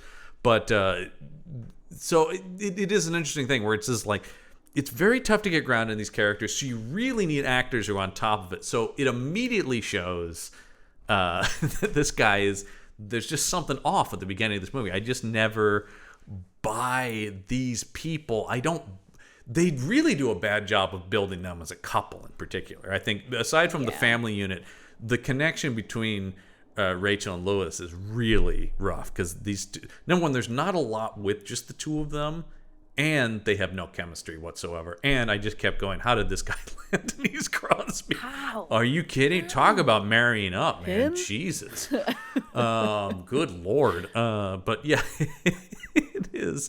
Yeah, so that's part of it. But Miko Hughes, the other thing, okay, I have a personal issue that makes me with Miko Hughes, which is I was a TGIF kid.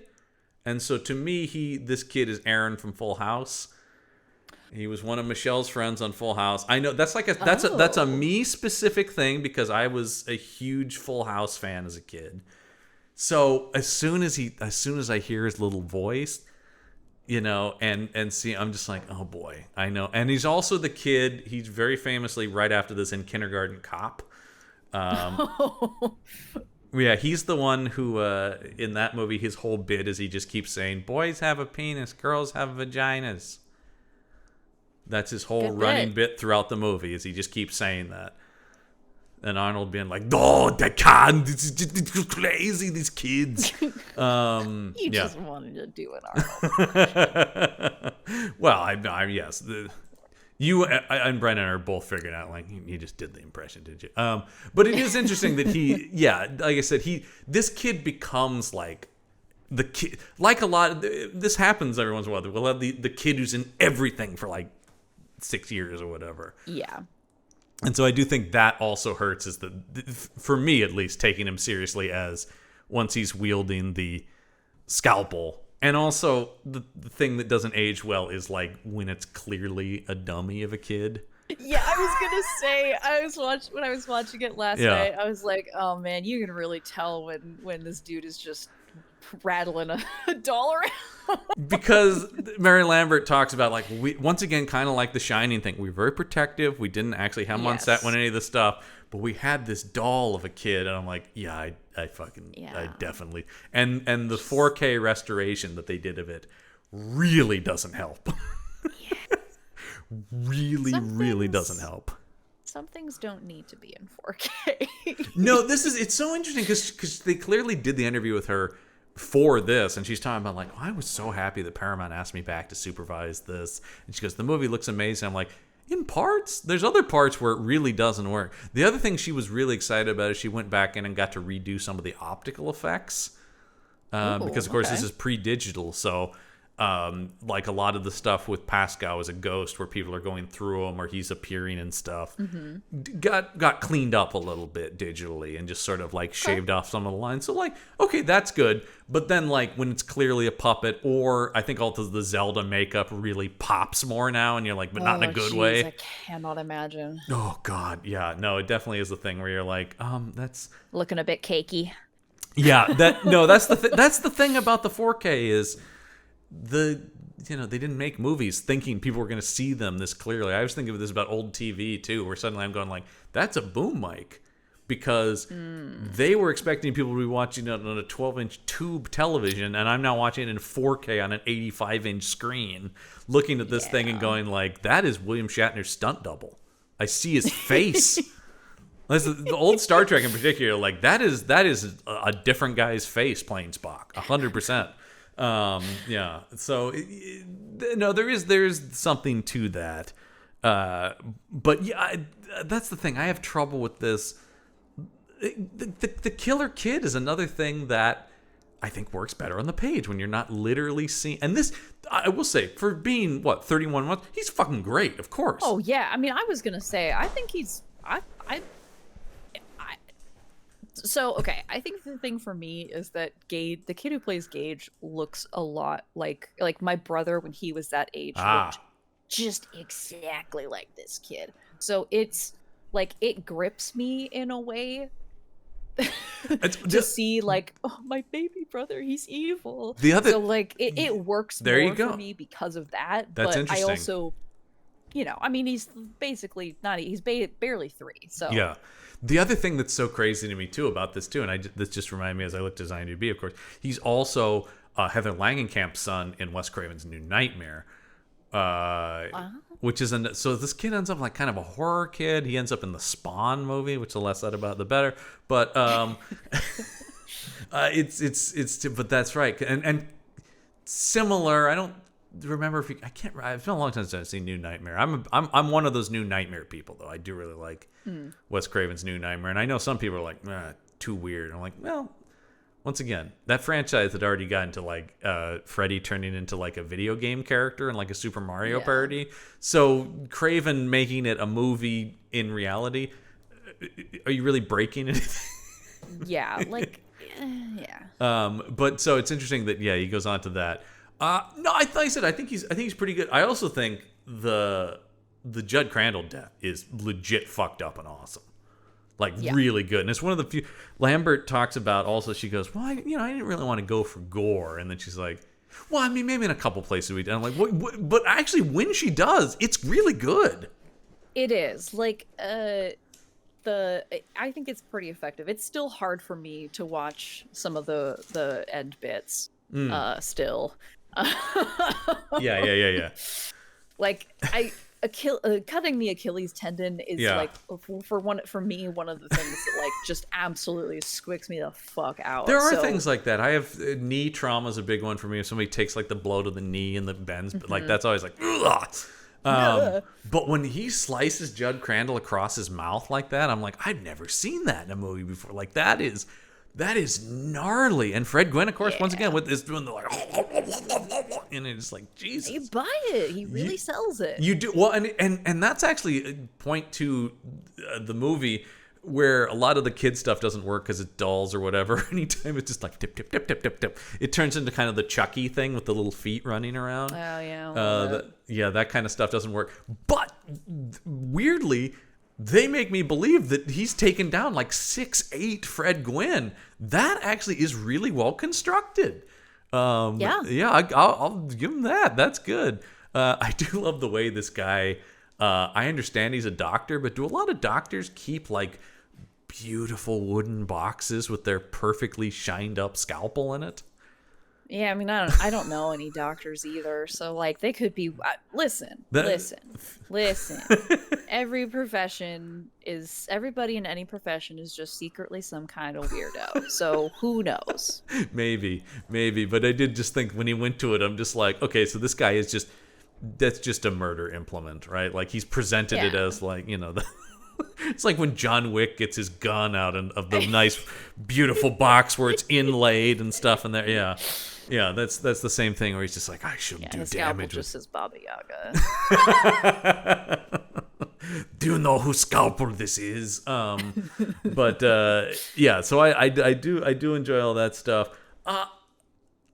I like the physicality of the kid actually plays a pretty decent death scene when he goes down to the ground. I don't know that the like no fair works for me. It feels that totally. that works for you. That feels a little. I really like that. I like that whatever this demon is inside of this kid is just like no fair. I think that actually, I think like that a lot. I think that's what gets to it is the movie's too vague about this demon thing that's in him. I think that's what I'm reacting to with a lot of it is because I always forget how late people always remember the killer kid in this movie too. And I forgot watching it again, like how late into the movie that comes. It's like 2/3 of the way through. It's about the kid dies, but when he actually comes back as a killer kid, it's probably we're well past the last third of the movie starting. Yeah, exactly. That he actually comes back, and it's wild because I think people think of that. Oh, that's the one with the killer kid, the killer cat, and the killer kid. Of course, people remember both of those. Although the cat isn't really that much of a killer. No, he's a rambunctious one sort. Confirmed kill from church. Oh, talking about because looking at as IMDb has for any horror movie, there's a body count for this. The most bizarre thing that I don't think works at all is the maid who kills herself. She's got cancer. She keeps talking about having a stomach. I'm sorry. Missy Dandridge. Yeah, she got stomach cancer. Yeah, but I don't know what that as presented in the movie. It has nothing to do with anything. Almost. It's once again it's building on the thematic death kind of stuff, right? Yeah, I mean, right. It serves to move to.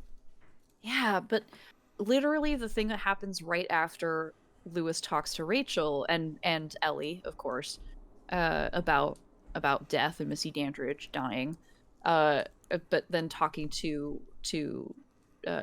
Rachel about Zelda. Literally the next thing that happens is Gage dying. Yeah. So I think that's the thing about it. That's why I'm even bringing it up now on the podcast. I'm like, right. And then there's that woman who hanged herself. Which watching it last night, I was like, oh yeah, right. Yeah. And also I think she also died because I'm trying to remember in the book. So in the book, Judd has a wife who dies during the events of the novel. That's right. And that's one of the interesting excisings from this. Yeah. Well, because she has less even to do than Rachel. So it would be a little bit extraneous. But it makes Judd weirder, I guess, in the movie too, that he's just a guy out there by himself.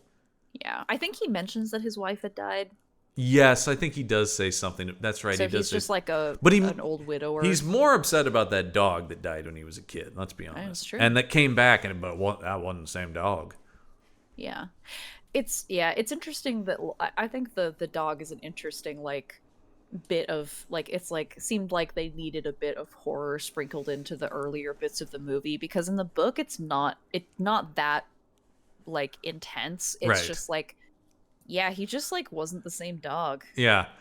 And then here they made it oh no, he was a real fucking terror.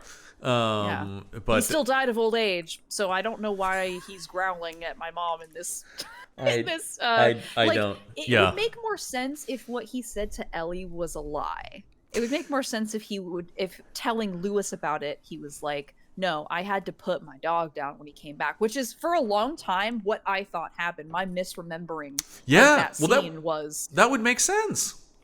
Yeah, if you're gonna do that, that would be the once again, and that would further be in this thing about death and trying to cheat death and then being forced to deal with the consequences of it. Well, because the other thing that doesn't quite work as well is Judd has two traumatic flashbacks in the movie of the thing, because there's also the guy who comes back, right? The kid who comes back and is like a zombie. And so you're going well, so he's like, oh, once again, it just the movie pacing is weird, where he's like, I had a dog come back. It was a bad dog. And then this kid came, another thing. Let me tell you about. Hold on, don't leave just yet. I got another story about another thing that came back was bad. Yeah. It's just because there's more time to reckon with those things in a novel format. Right. It works a lot. Obviously, it works a lot. You can get away with a lot in a novel of, once again, things that aren't literal or time. It doesn't feel like it's all in the same conversation. It's like, oh well, 6 months later or whatever, he told him this other story, and a book can go like, oh yeah, okay, I can feel that. Whereas a movie, it just feels like that's weird. Like, and also the other thing is, and so this is where I get where they want to do the flashbacks. But the flashbacks hinder the performances, but also I get that it's a movie and they go like, well, we can't just have Denise Crosby just sitting there talking for 5 minutes. I mean, you could. I watch a lot of movies like that. Stopping you. Yeah, it's like, well, I'm of the opinion that if you just put a camera on a good actor, it's pretty fucking compelling.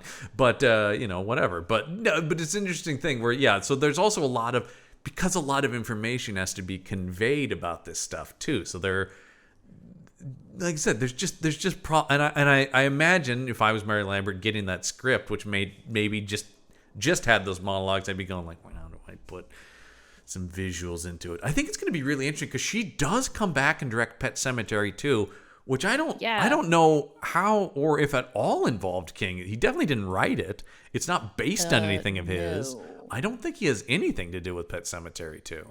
Really? Let me get back to sorting directors. Get back to Mary Lambert. Yeah. Pet Sematary 2, written by Richard Oughton. Richard Oughton. Yeah, Oughton.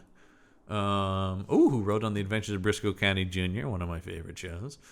But not a ton of writing credits for that guy. And I don't know if King, like I said, when we're gonna watch that coming up. Yeah. I think that more comes from Lambert, kind of just doing a cursory glance of this. That was more her pitch and stuff like that. And it's I've seen Pet Sematary 2 before, and like from what I remember, it takes place pretty soon after the events of Pet Sematary. Yeah. But it's a lot. I also remember that it's a lot goofier. Yeah, it definitely is, and it's it's a '90s movie, so it's an early '90s movie, so we get Edward Furlong because we have to. Yeah, it's just that was his big follow up to Terminator 2. He just was doing the 2 movies. But find me another sequel. I don't care what it is, as long as there's 2 in the title. I'll do it. So yeah, but I think that'll be interesting because also it's not like you finish this and go, man, I can't wait to see what happens next. And the time difference, the like 89 to 92. I guess I don't know if that's like a long time between sequels. That's about right. Yeah, that's probably actually a good amount of time between sequels. Okay. Usually, like in the if it's a year and a half or 2 years later, you're in real fucking trouble. That's usually when it's like, we need this thing out now. But I don't think there's a lot of love for Pet Sematary 2. At least not in a legitimate sense. It's one of those that people talk about it is goofy. I think it's become a cult classic a little bit. Yeah. Or on its way to becoming a cult classic. I think it's a niche classic at this point. Yeah. So yeah, let's see. Is there anything else we want to talk about in this movie specifically? I think we've covered a lot of the stuff. Because like I said, watching it again last night, this one, it doesn't, coming off of Carrie and The Shining, this thing really suffers because you're like, oh right, yeah, right. Yeah, and I mean, even like we were talking about the King movies that had come out. Yeah. Between Shining and now, like Cujo. Yeah, I put it in a similar camp as a Cujo a little bit, where it's like there's stuff that works about it, but it's not as successful. It's better than a Firestarter, but it's not hard to be better than Firestarter. But yeah, no, it does. This is the first one where I felt like, oh man, this almost feels like it's heading towards where we're going to get with TV. It's still a movie. It's still got enough of a studio gloss. We also did not actually touch on, this is our first Uncle Stevie cameo though. Yes, he plays and I think his first acting credit That is did we just determine that? yes, yep, we did. Okay. Yeah, he plays the minister. Yes. And I think he has said somewhere that Oh no, he's sorry, like, not his first acting credit, lest we forget Creepshow. oh yes, right, Creepshow, of Yes. course. This is his first acting credit in a King. Fucking farmer Yeah, yeah. doing the Jody the Verrill poor or Jordy man's Verrill. color out of space. Yeah, man. Crazy. They sell I've almost bought it a few times. They sell a pop vinyl of that now, of him, and it's got the flocked furry moss on him, and I've almost bought it a couple times because I'm like, part of me just needs. Yeah. Ooh. It's not a Funko Pop, right? No, it's a Funko. Yeah, I think I won't buy it. They did make a. I have. If someone gifts it to me, I have one. One Funko Pop of the 2021 Candyman. Oh. So it sits on my my work computer with my tin of bullshit candies, but the tin is in the shape of Jason Voorhees' mask. So there you go. I unfortunately have a bunch of them. Well, unfortunately or not, I have a ton of but I have all kinds of toys around. I'm judging hard. As you should. No, literally, I'm in my desk. I'm surrounded by Spider-Man villains. But they also made one of, for no reason, they made one of him from It Chapter 2 as well as the bookstore or the antique shop guy. Yeah. That was just. But here he plays a minister. Here he plays a minister, looking like such 80s king with his gigantic glasses. Mm-hmm. And, the man's not an actor. He's got a Stan Lee-esque thing where you can actually see anytime he's saying lines, he's like, I'm acting in a movie. He's doing like, God be with you and deliver you to the. I was telling my brother last night, I'm like, my Stephen King impression is basically my David Lynch impression. There's a similarity to these guys as sort of having these. They're sort of these nerdy, well-spoken gentlemen. The only difference is if you can believe it. Yeah, it's exactly that. But you almost want him to turn the camera and go, "Hey kids, it's me, Uncle Stevie." It's like wink. Yeah, I mean that's always the sense I get when I see him. Like I said, it has that Stan Lee kind of where you're just like, "It's me," and we're gonna make a point that it's me. I'm not just gonna fit into this. You're gonna be like, "Hey, it's Stephen King." Yeah. Yeah, there he is. So Pet Sematary. Do you think this goes in the canon of you gotta watch this as a Stephen King adaptation? Yeah. I think as much shit as not shit. I didn't really talk shit, but as many criticisms as I have, I think it is worth a watch. I think it's worth a watch. I think it's interesting that there are a lot of people who view this as like, oh, this is one of the best. I'm like, I think I was disappointed in watching it again last night. I hadn't seen it in a long time. I'm like, oh, it's not as good as I remember. I mean, I didn't really have this one up high, but I do remember liking it and then watching it again and going, oh, it does not age great, but it's still totally watchable. And if only for Fred Gwynne. That's a must. Fred Gwynne's great. Give it your full attention for one watch. Yeah. And then I feel like so right, we have Carrie and The Shining as that's the S tier, right? I would put Pet Sematary in the C tier. Totally watchable. Yeah. But also more of a movie that you can have on in the background. Yeah. That's true. Give it your full attention once, and then if you're just I need something to put on while I do my taxes. I do think I'm trying while I paint something or sew. This or is whatever, but this is very this. I do think there's a lot of nostalgia for this thing too, and so I think it does sort of have that. I think for some people this would be sort of, as you're talking about, a comfort movie where it is oh, I remember seeing that as a kid on TV or whatever. Like I said, this didn't cost very much, which helped a lot, I think, in terms of its standpoint, from that. But it I was looking at some of the advertising from the era, when it came out on VHS. It's own the #1 highest grossing horror movie of the year, which is so interesting to see then, because that's what they do now, where it's like everything is the #1 highest grossing movie released on a Thursday after Easter, Yeah.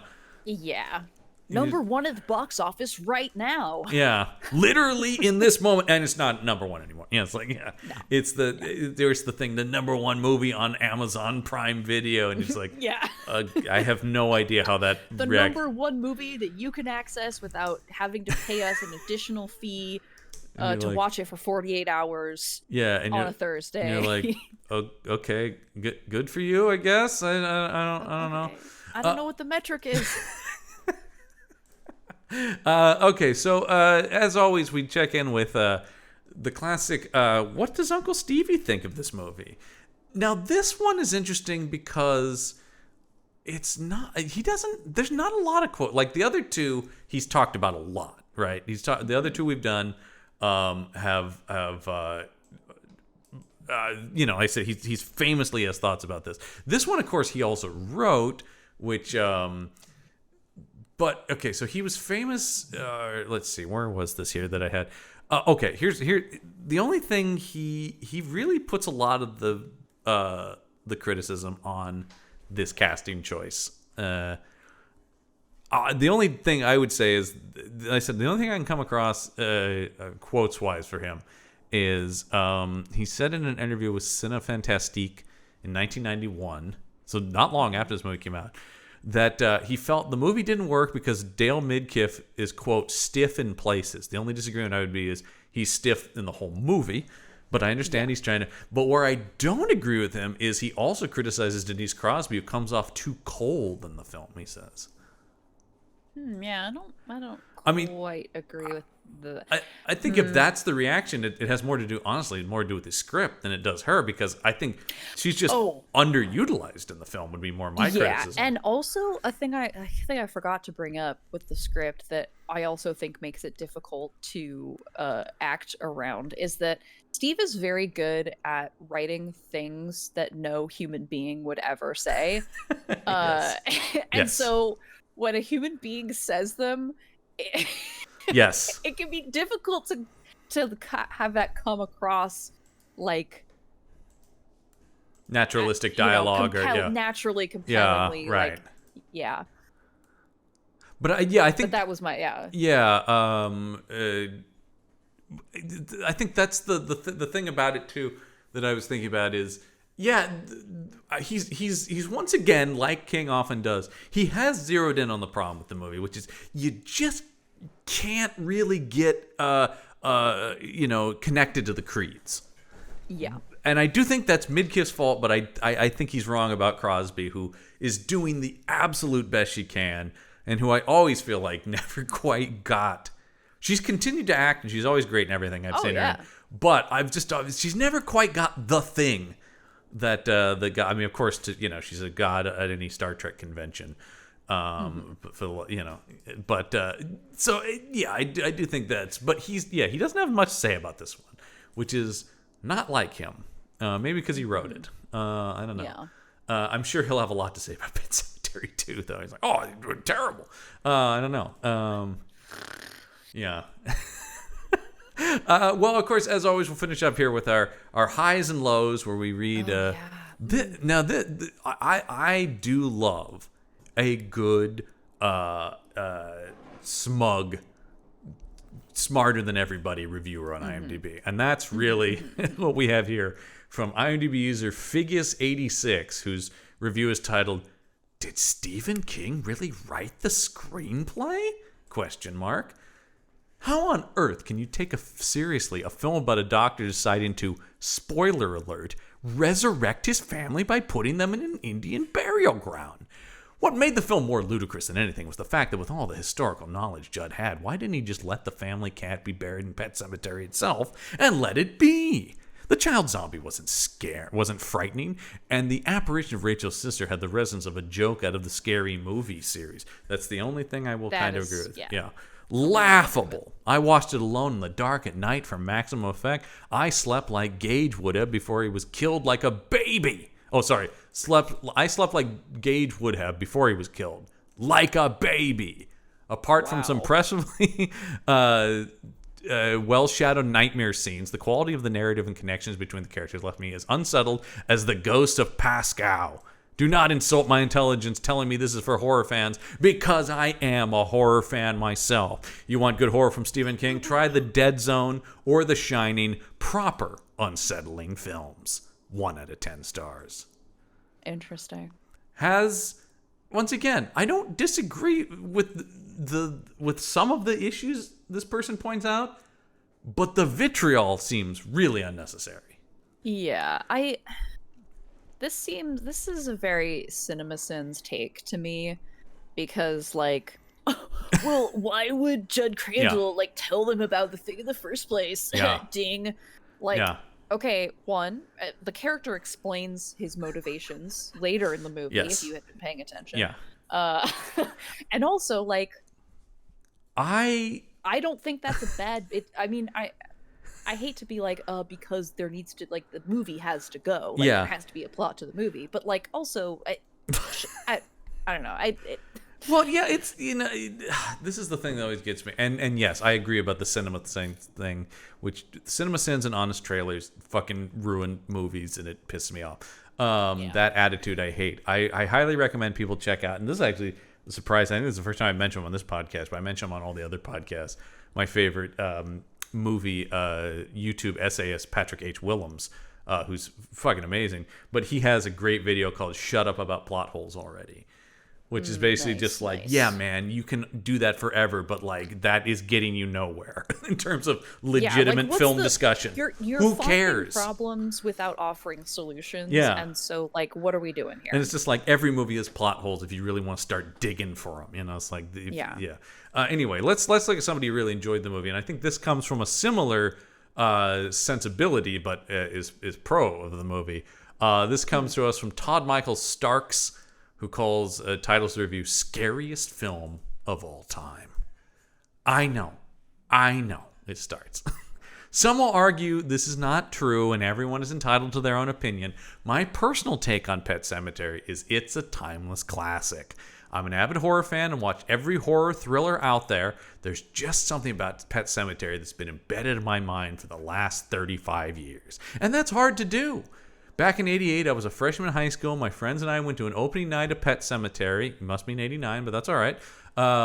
Scared the living hell out of us. Grew up with all the 80s slasher flicks, but never in my life have I had to beg my friends to sleep over, and they much obliged. They didn't want to be alone either.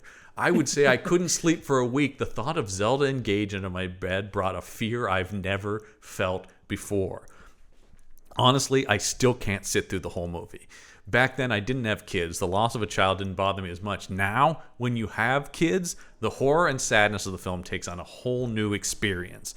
In that sense, it's a scarier and more emotional movie than it was back then, at least for me. Through the years, I haven't come across too many horror thrillers that left an impact on me. I'm a big fan of The Conjuring, Hereditary, and a couple more. I can't think of at the moment, but I'm sure you get my drift. The only thing more upsetting and scary to me is director Mary Lambert choosing to direct Pet Sematary 2. What the hell was she thinking? 10 out of 10 stars.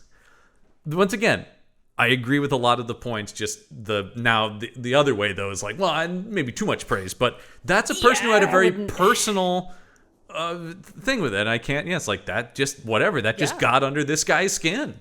And I do think, of course, watching this, neither one of us have children, so I have no idea how that would play. I still think in execution, the death of the kids is silly. Of course, in concept, it's horrifying. And as you bring up in the book, it's very effective.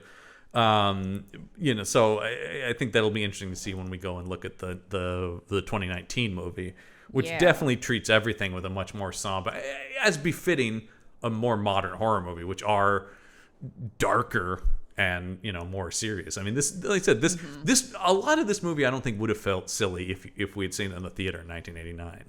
It would have been like probably not pretty par for what studio horror was like. Yeah. So that's our Pet Sematary. We're only going to jump 1 year next week, but with a very iconic thing that I think definitely instilled itself in the nightmares of a whole generation, and that is the It miniseries from 1990. floats down here. And talk about another thing that will be really driven by a singular performance. Oh, yeah. I mean, this was one where I think when they announced they were doing new it wasn't so much that people didn't think that it could be improved upon. It was who in the world could play Pennywise other than Tim Curry. Yeah. He does. It's an amazing performance, and something that really did scare the shit out of me as a kid. Oh yeah, this was another one that like I caught a replay of, and Yeah. I have a very distinct memory of the shower the locker room scene. Yes. And it still kind of gets me. Yeah. I think we're gonna look at what this will be another thing that's interesting to me, because this is kind of the first really big. I mean, there was the Salem's Lot, but this I think really is what will set off the entirety of the King miniseries adaptations. Right? It will all be an attempt to reach, because this thing was massive. It was absolutely huge, and I think to even think that there would later be film adaptations of it seemed impossible, because you're like, well, the only way you can do it is in this kind of format, which I guess they basically repeat just in cinemas later.